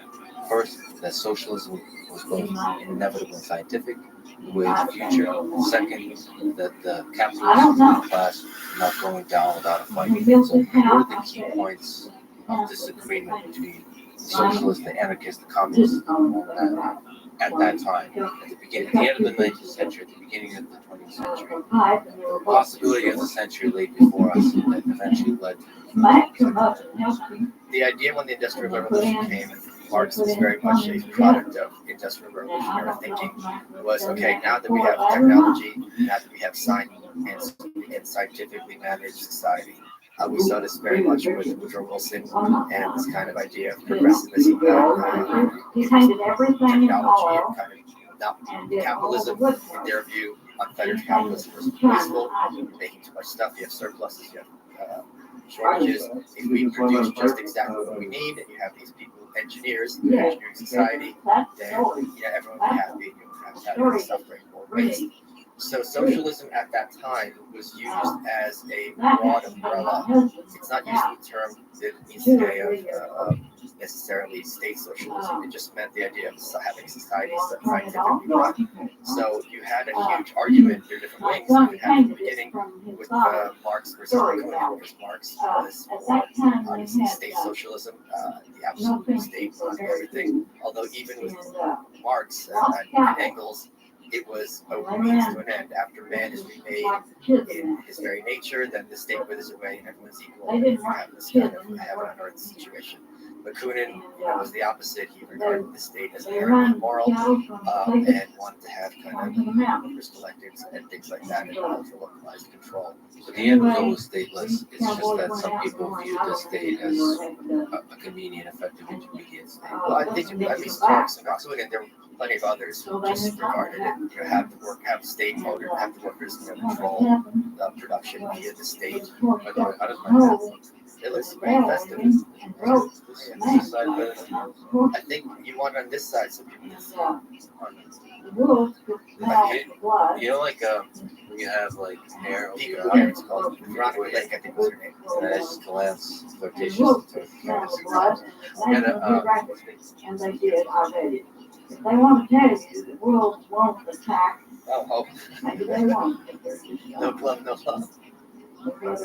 Whole ring of Badass them, With your white a gloves, bunch, and they smell blood, the blood they stains. would. Just get new ones every time.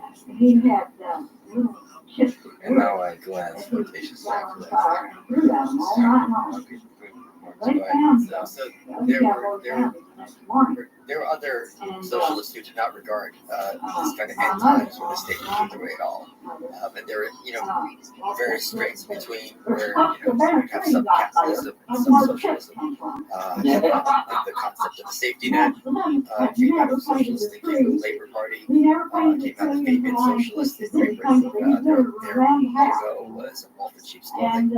And then when that was too on the nose, they changed it to a tortoise, meaning we're going to get to socialism slowly in the sense of either gradualism or boiling frog. And also the big part of this thinking at the time, this is again late 19th century, is the idea that there's going to be a worldwide workers' revolution. It wasn't going to be that one country, it was going to happen and then all the countries would be capitalist. The idea was, all right, like the workers in Germany have more in common with the workers in America than the workers in Germany have with the capitalists in Germany. So the idea is, all right, like the working class all over the world, at one point they're going to be like, we're being exploited. It's getting worse and worse for us. We can't feed our families. We're getting injured, and so on and so forth, and there's no compensation for this. We're just going to overthrow our chains, and we're going to run everything ourselves. We're the ones running it already anyway. And this was and we're doing all the work, so why should we be getting all the benefit? What's the role of violence? Everything except one or two So this was a big antique source of contention. amnesia. So the Fabians, for example, Britain, all socialists, they were very heavily How about of the idea that we could do this through the ballot box. We could advocate and agitate and get the people to be voting for their own self-interest and furthering the state at the expense of the capitalist class. Then there were the people who were the hardcore anarchists who were like, if voting changed anything, they would let us do it. And the only way to have a revolution is to have a revolution, to kill, overthrow, to seize these factories. And this was a big argument. And it also fed into the idea of where does free speech end?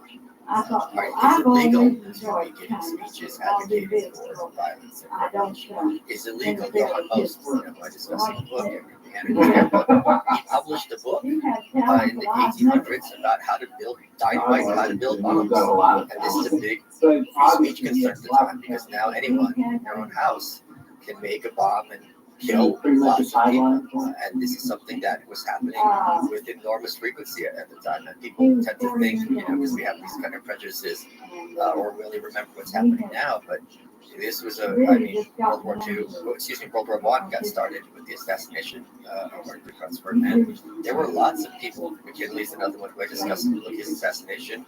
There was lots of violence happening very regularly, and with the creation of dynamite, it kind of exponentially became more dangerous. But even now, on Wall Street, there was a bomb that went off, I think, in the 1920s, and the shards of shrapnel are still in the JP Morgan building.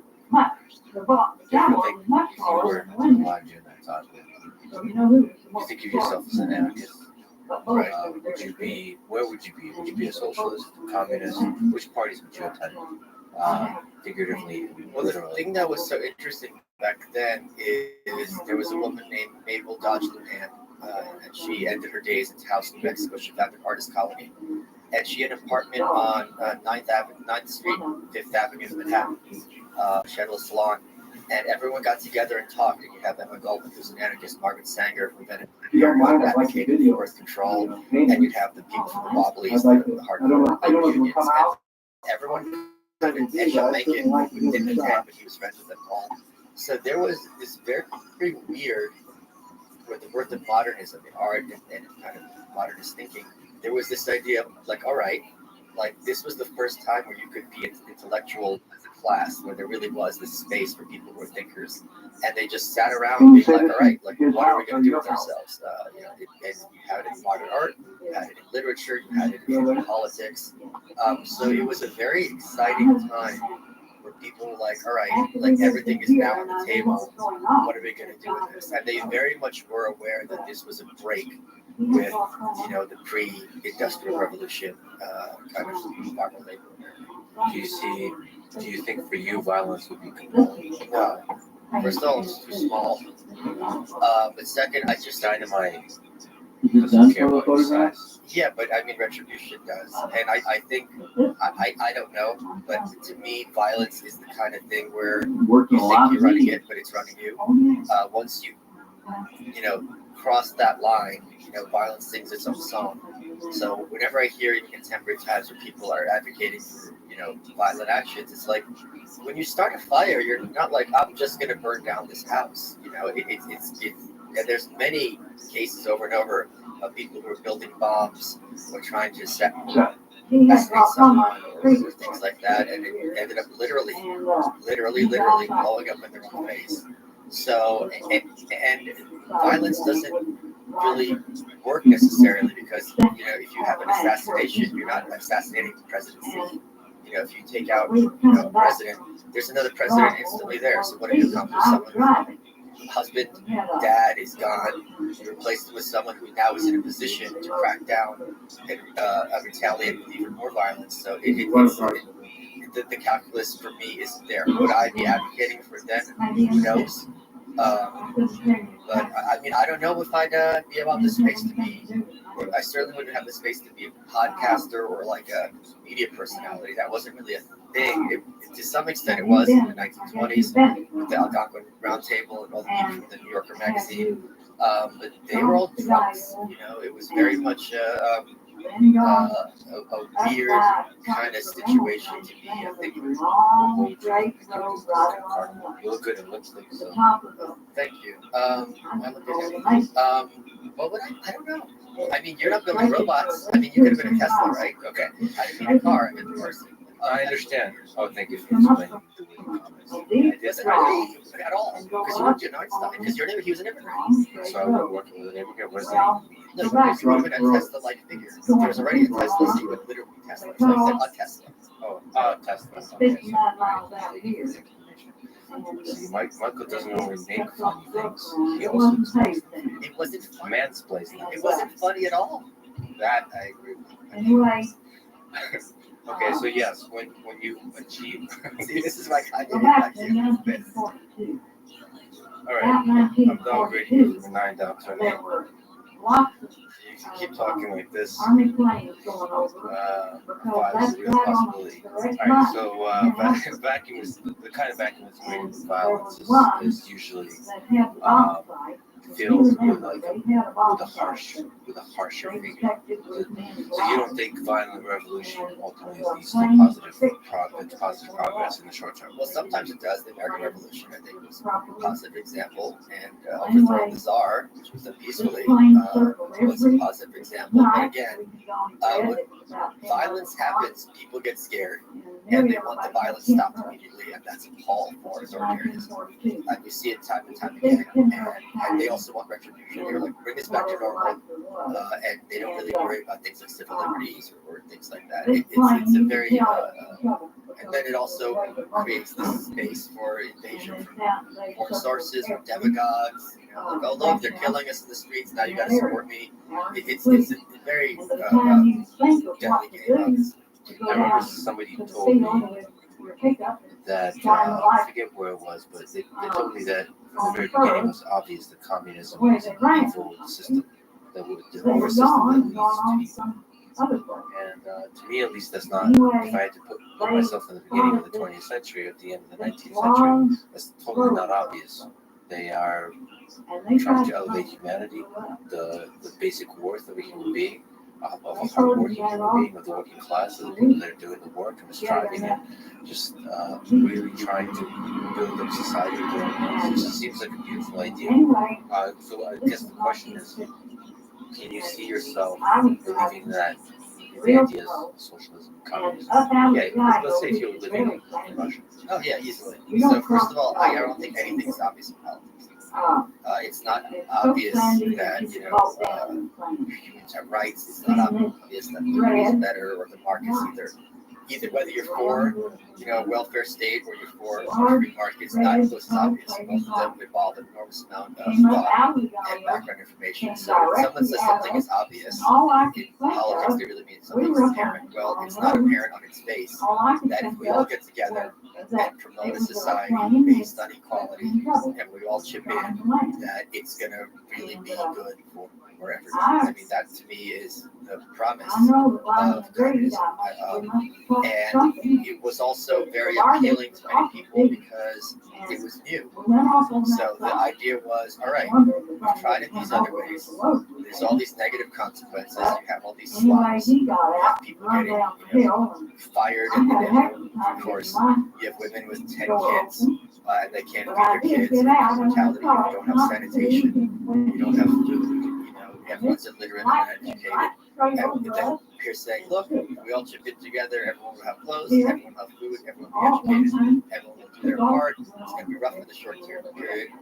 That's a very compelling case to be made for communism. It's really easy in many ways when something hasn't been tried to make it sound compelling, because you just talk about how great it's going to be, and then no one.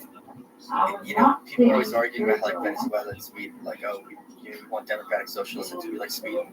You don't want to be like Venezuela. Venezuelans didn't vote for Venezuela. They voted for Sweden. They ended up voting for Venezuela. So it's, I think, and the thing with communism, especially at that era, it was very much correlated with people who too smart for their own, because they had the idea that if we're just put in charge, instead of these like business people, these heirs who create the states, the people who are smart and get it, like us. I don't mean you would be the people who are advocating for it. Once we're in charge, since we're good people and we want what's best for everyone, we're going to make sure everyone's taken care of.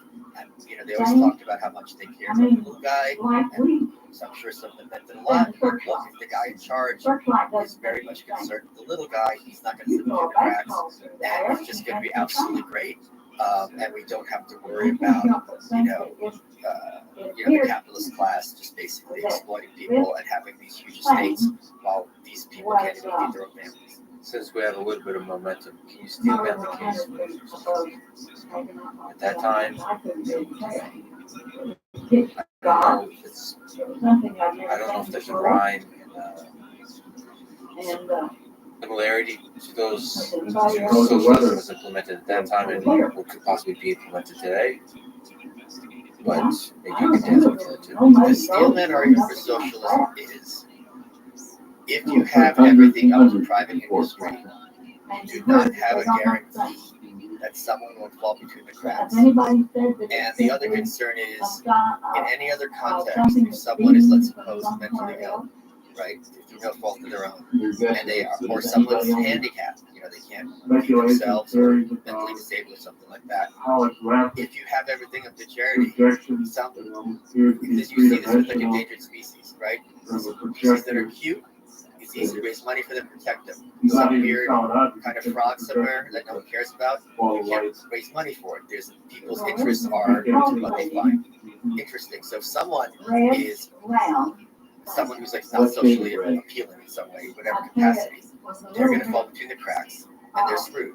Under socialism, if you have a government taking care of everything, no one is left behind. You are guaranteed that the lowest of the low and the worst of the worst are still going to make sure that they're not starving the street or just left behind. So that is a big moral case to be made for having the state running everything. In terms of economics, it's a lot harder, but the argument there would be it's why it's not fair. The term which doesn't actually have a good meaning, but it's not fair that because you were born a Rockefeller and I was born in Poland, that you never have to worry about the rest of your life, whereas I have to worry about, paying for a doctor for my kid. Like you won this lottery when you're born, and now I have to be screwed and have to respect all your property. Why? So that is another strong argument to be made for socialism. And the other argument is if you have a media apparatus that is operated under profit-seeking principles, it is going to feed into people's worst qualities, most basic animal-like qualities, sensations qualities, and will be used as a mechanism of capitalist control. Whereas if the government, which represents all of us, is running things, then everyone will have a right to have their voice heard and won't be manipulated. That's the argument. What about the reaching towards the stateless version? Sort of, because you espouse anarchism, it kind of has the same conclusion, which is reaching towards the removal of the state to where we, I guess, have some distributed allocation of resources that there. But the thing is, the Marxist vision of the state withering way becoming anarchism, it's really kind of like the underpants nose, because it's like step one, Marx has you have full communism, the state's running everything, education. Step 2, question mark. Step 3, anarchism. So their idea was that after enough time, the nature of man himself was going to change. The government would be superfluous because we would all be equal, and we would all naturally or socially, whatever term we would use, want to act the part that we would need to do. And in fact, Reagan had a great joke about this, where there were two commissars, I think, in Moscow, and one of them, they're walking around, they're going, "Is this it? Is this full? Have we done it? Have we reached full communism?" The other goes, "Oh no, it's going to get a hell of a lot worse." So, that's kind of the counter argument. Do you think culture, society can't change the nature of man? No. No matter. You don't think this idea that, for example, America is founded on created equal, that idea can't permeate the culture and thereby change how we see each other, how we think of the basic worth of a human being, thereby change our nature? That's epigenetic. I don't think that changes the nature of man. I think, for example, if I say someone, which I agree with, someone is innocent or guilty, they're not literally innocent. They're regarded in a legal context as innocent, but that person is or is not a murderer or a thief or so on and so forth. So we can legally and ethically regard everyone as equal. But as Thomas Sowell pointed out, a human being isn't equal to himself over the course of a day. Twins who are genetic clones are not equal to one another. So it is a important thing legally, and it's a good yardstick, but it's not literally true. But don't you think that law becomes ethics? So we that idea of justice starts to start to internalize it, that we just the way we behave, the way we think about the world? No, I think it's a complete red herring because no one is. Oh, you're a red herring. Okay. See what I did there? Sit down. Yeah. And he died Because 20 years ago. people are still going to always prefer their family to strangers or their in-group to out-group.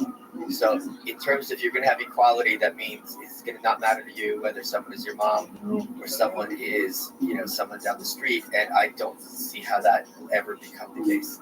Do you think it would be possible if you were an intellectual, like you are at the beginning of the 20th century, would you be able to predict the rest of it? No, I don't think at all. I think there were so many out of nowhere turns that no one would have seen them coming. And as an example, Lenin seizing power and making the Bolshevik Revolution a reality was regarded as utopian and insane. The fact that he pulled it off is close to miraculous, and it was quite literally unprecedented. The fact that, so that's a very big one. Which aspect of it, sorry to interrupt, which aspect was hard to predict? That a singular figure with just some ideas would be able to take so much power?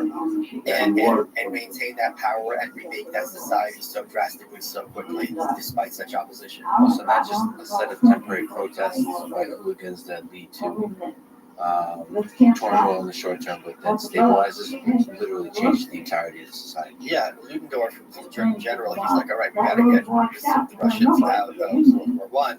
He's the one who's like, all right, let's get this lunatic Lenin who already tried and failed to have a revolution in Russia. Let's send him back there, and he's just going to cause problems to everybody, and it's going to be great because it's going to weaken Russia, and then our Eastern Front isn't going to have to be a problem. And then to his surprise, and everyone else is including, anarchists and communists worldwide, they pulled off this, October Revolution, and then for a while it's like, all right, I think my understanding is people at the time in St. Petersburg and in Moscow were like, what does this even mean, right? Like, no one took it seriously.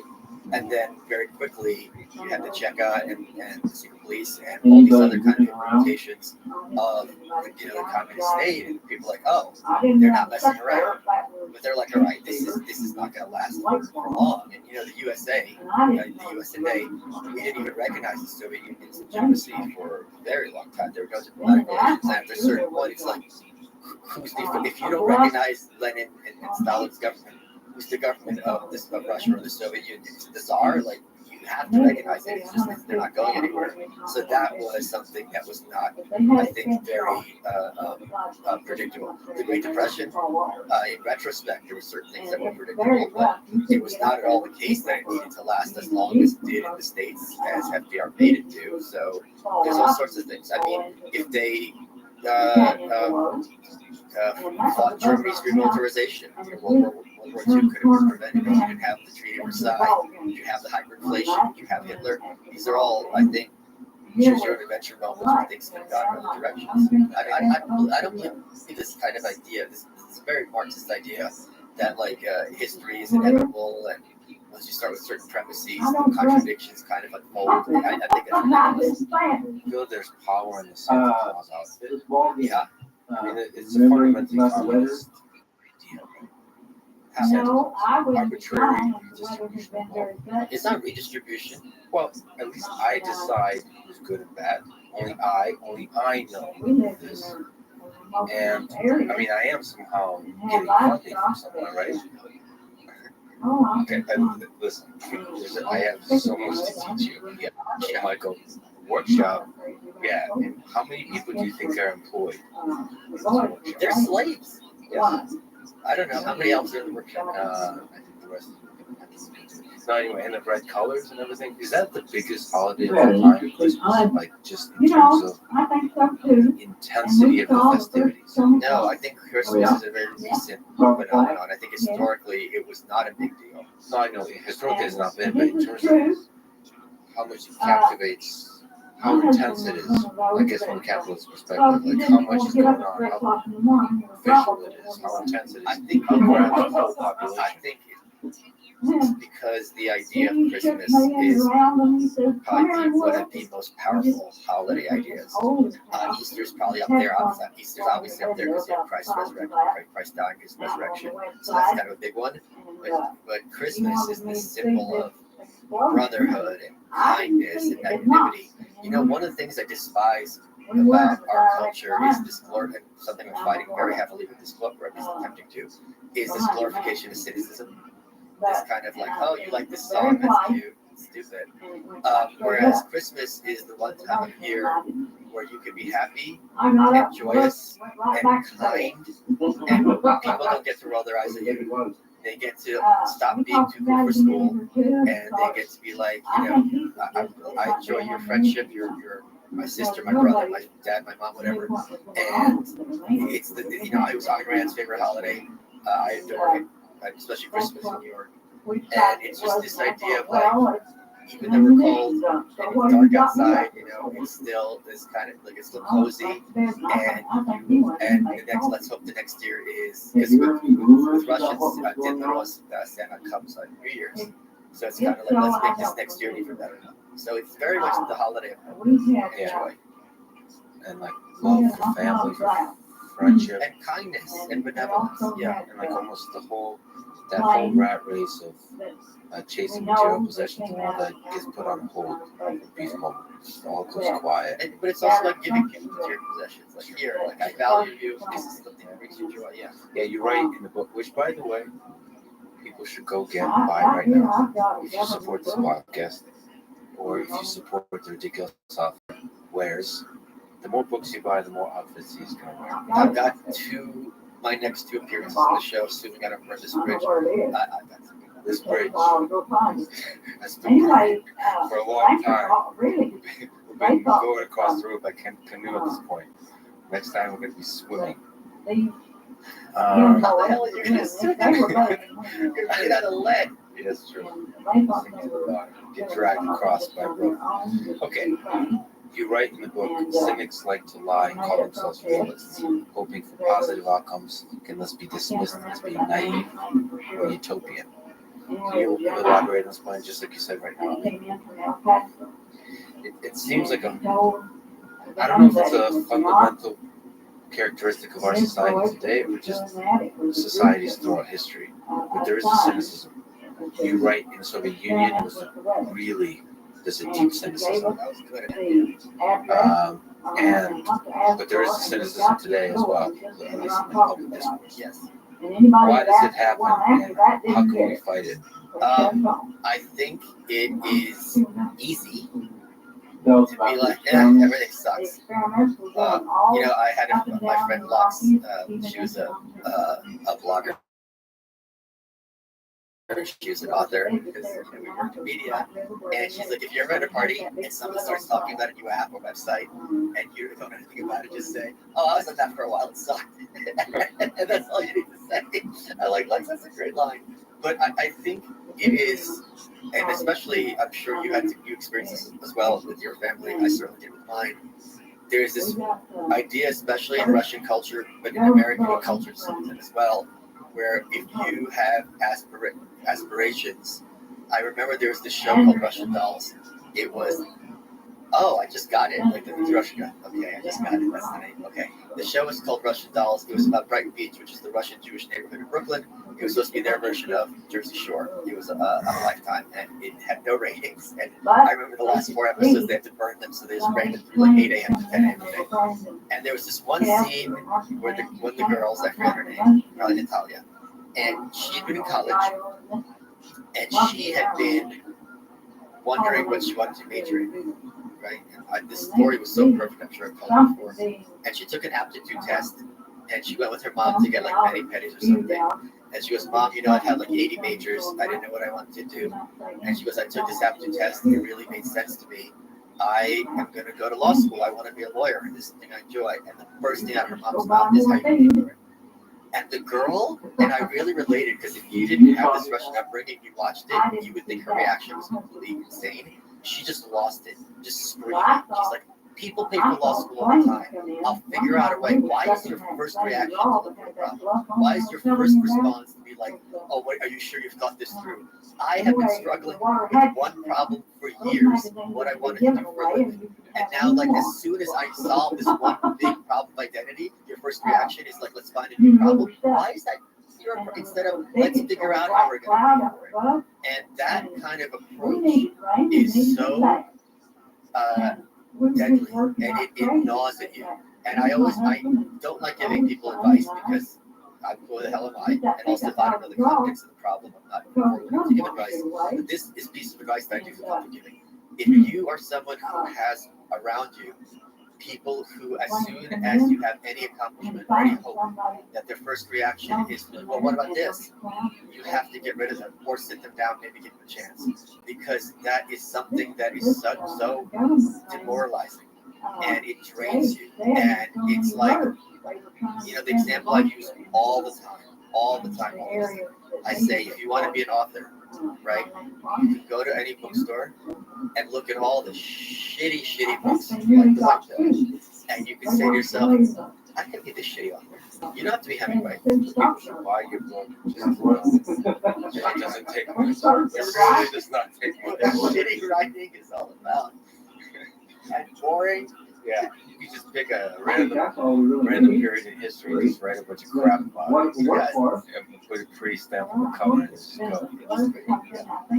But I mean, like for you, right? Like, not even you use studies, but the wolf bots.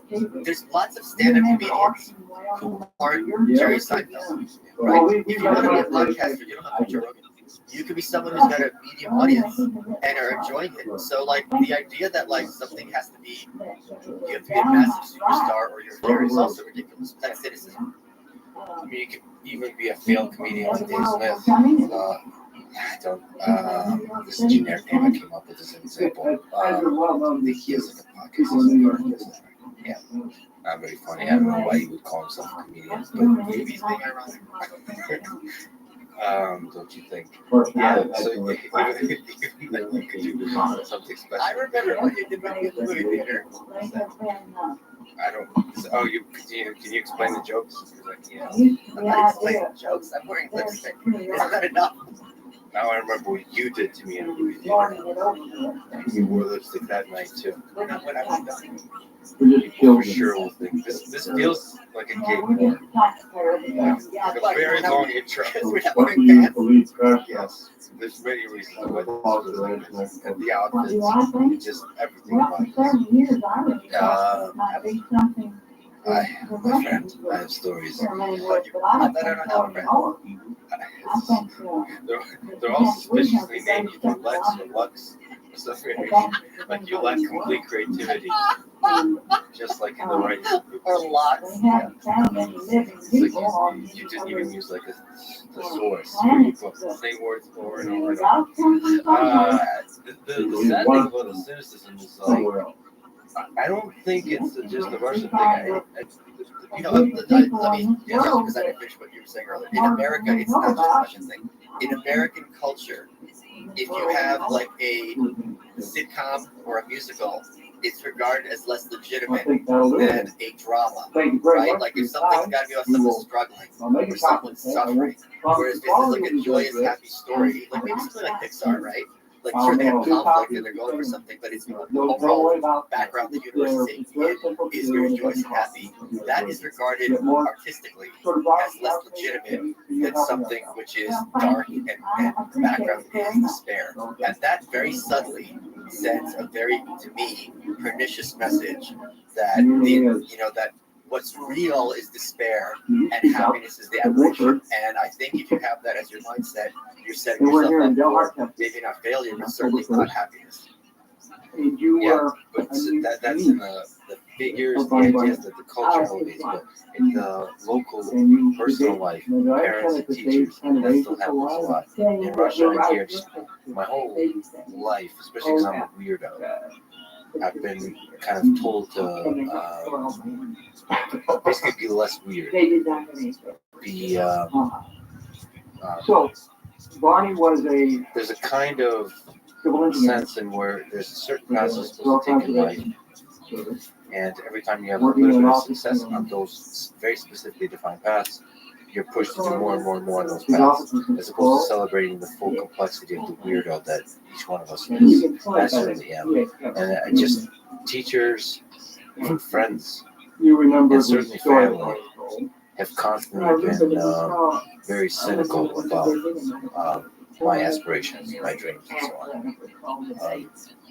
I think that actually created a deeply self-critical engine in my brain that I think it ultimately was productive, because it was also balanced by just an internal, maybe through genetics, thing I have of optimism about the world, of just seeing the beauty in the world. But it is weird looking back how much people that love me were trying to bring me down.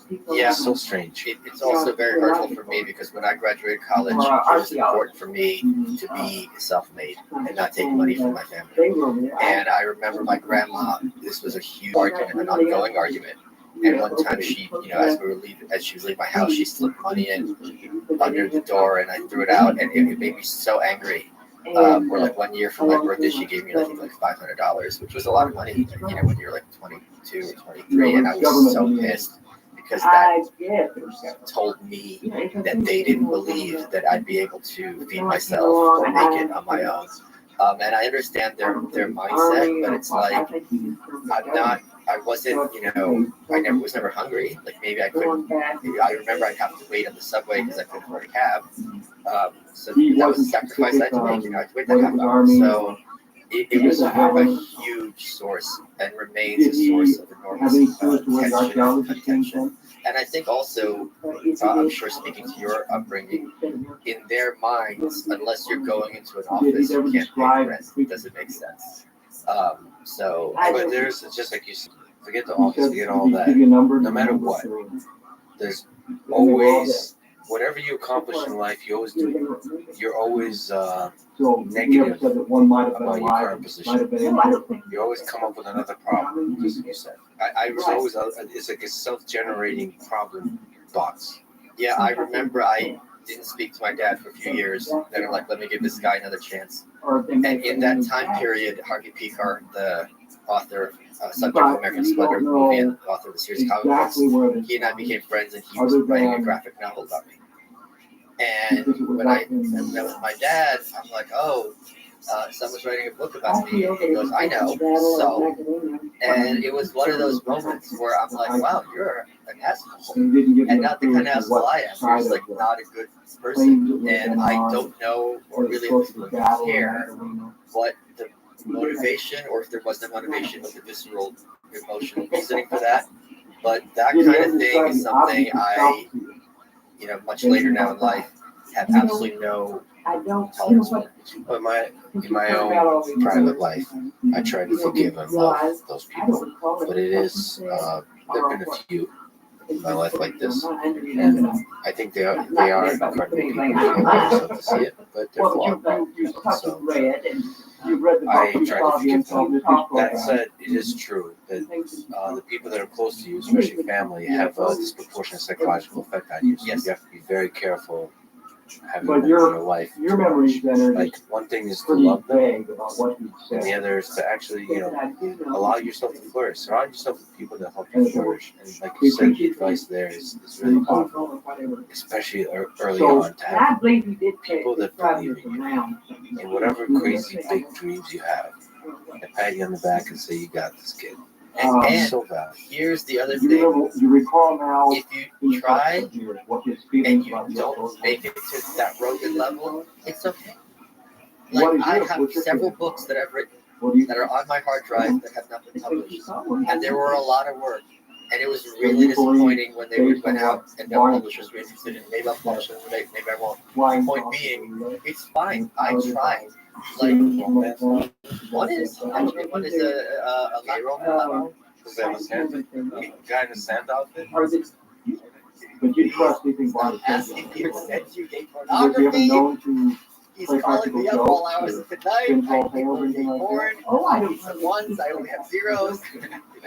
Yeah. No, this one almost got a book deal. This was 60 years ago. It was a Ladlit novel. Did it ever come up more than one time? It's like Nick Hornby. Nick Hornby, about a boy. There was a little miniature of these books about young men trying to struggle their way through. It's a whole little. There's a whole little series. The Fight Club is adjacent to that.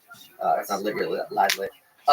For over half a century, there have been rumors of secretive facilities and bases hidden deep below the surface of the sprawling Fight Club is one of North the few American things where landscape. the movie is better than the book. This week, we examine the most infamous of these alleged The movie's sites, so iconic.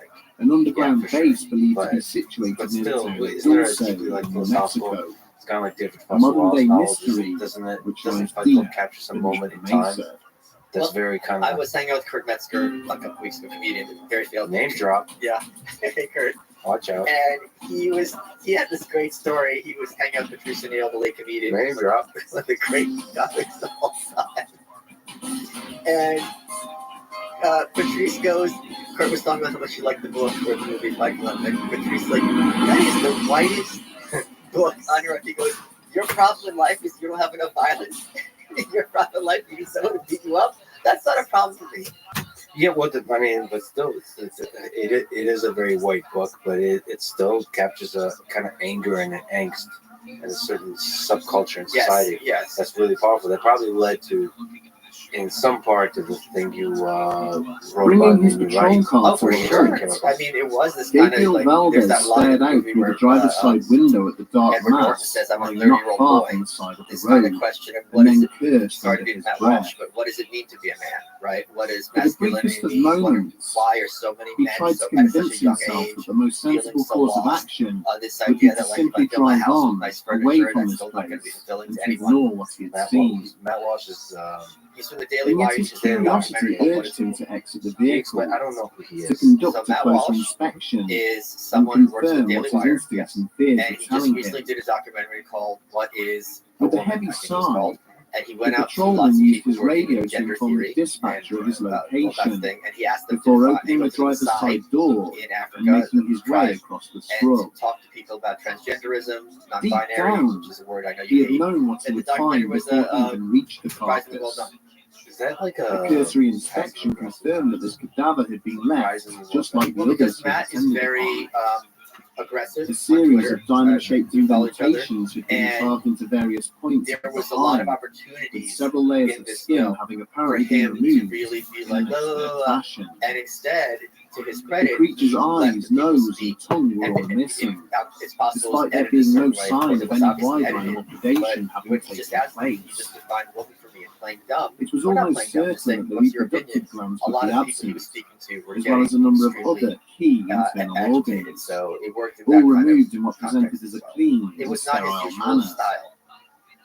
Speaking of As which, he do stood you ever regarding the regret lack your of any behavior on tracks or Twitter? disturbed foliage on the ground There were a surrounding the couple of animal's times. corpse, It was very Valdez rarely. now became aware of the low Can you rumble of describe an the big approaching strategy vehicle. before we dive back into the Looking October up from the Revolution? grisly scene, he caught My sight of a strategy- Do you have a 5-ton strategy, truck or is it- painted in army Does it come from camouflage, the heart? heading along the highway towards him.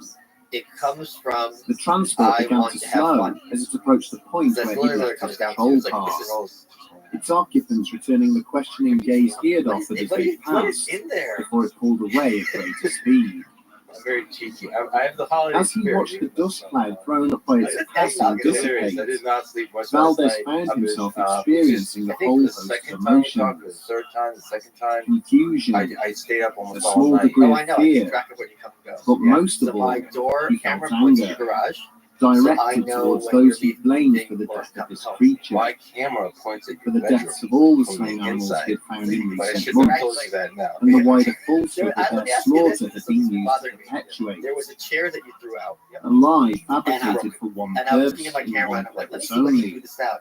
And then to one keep time you went to local the garbage residents and you away from the adjusted it to make neighboring it stick out of the mesa, garbage even the more. fear What were that you doing something there? resided there, which neither he What was that? Oh, nor any other earthly to power make sure that people could know hope there's to a chair in protect there. them from. Was that really what you why? Well, like the garbage person, so they know it's the chair, so they don't The get. town of like, Dulce I in always New think- I Mexico don't know would if not you come get, into like, existence hurt. until the end of the Oh. 19th century. Like,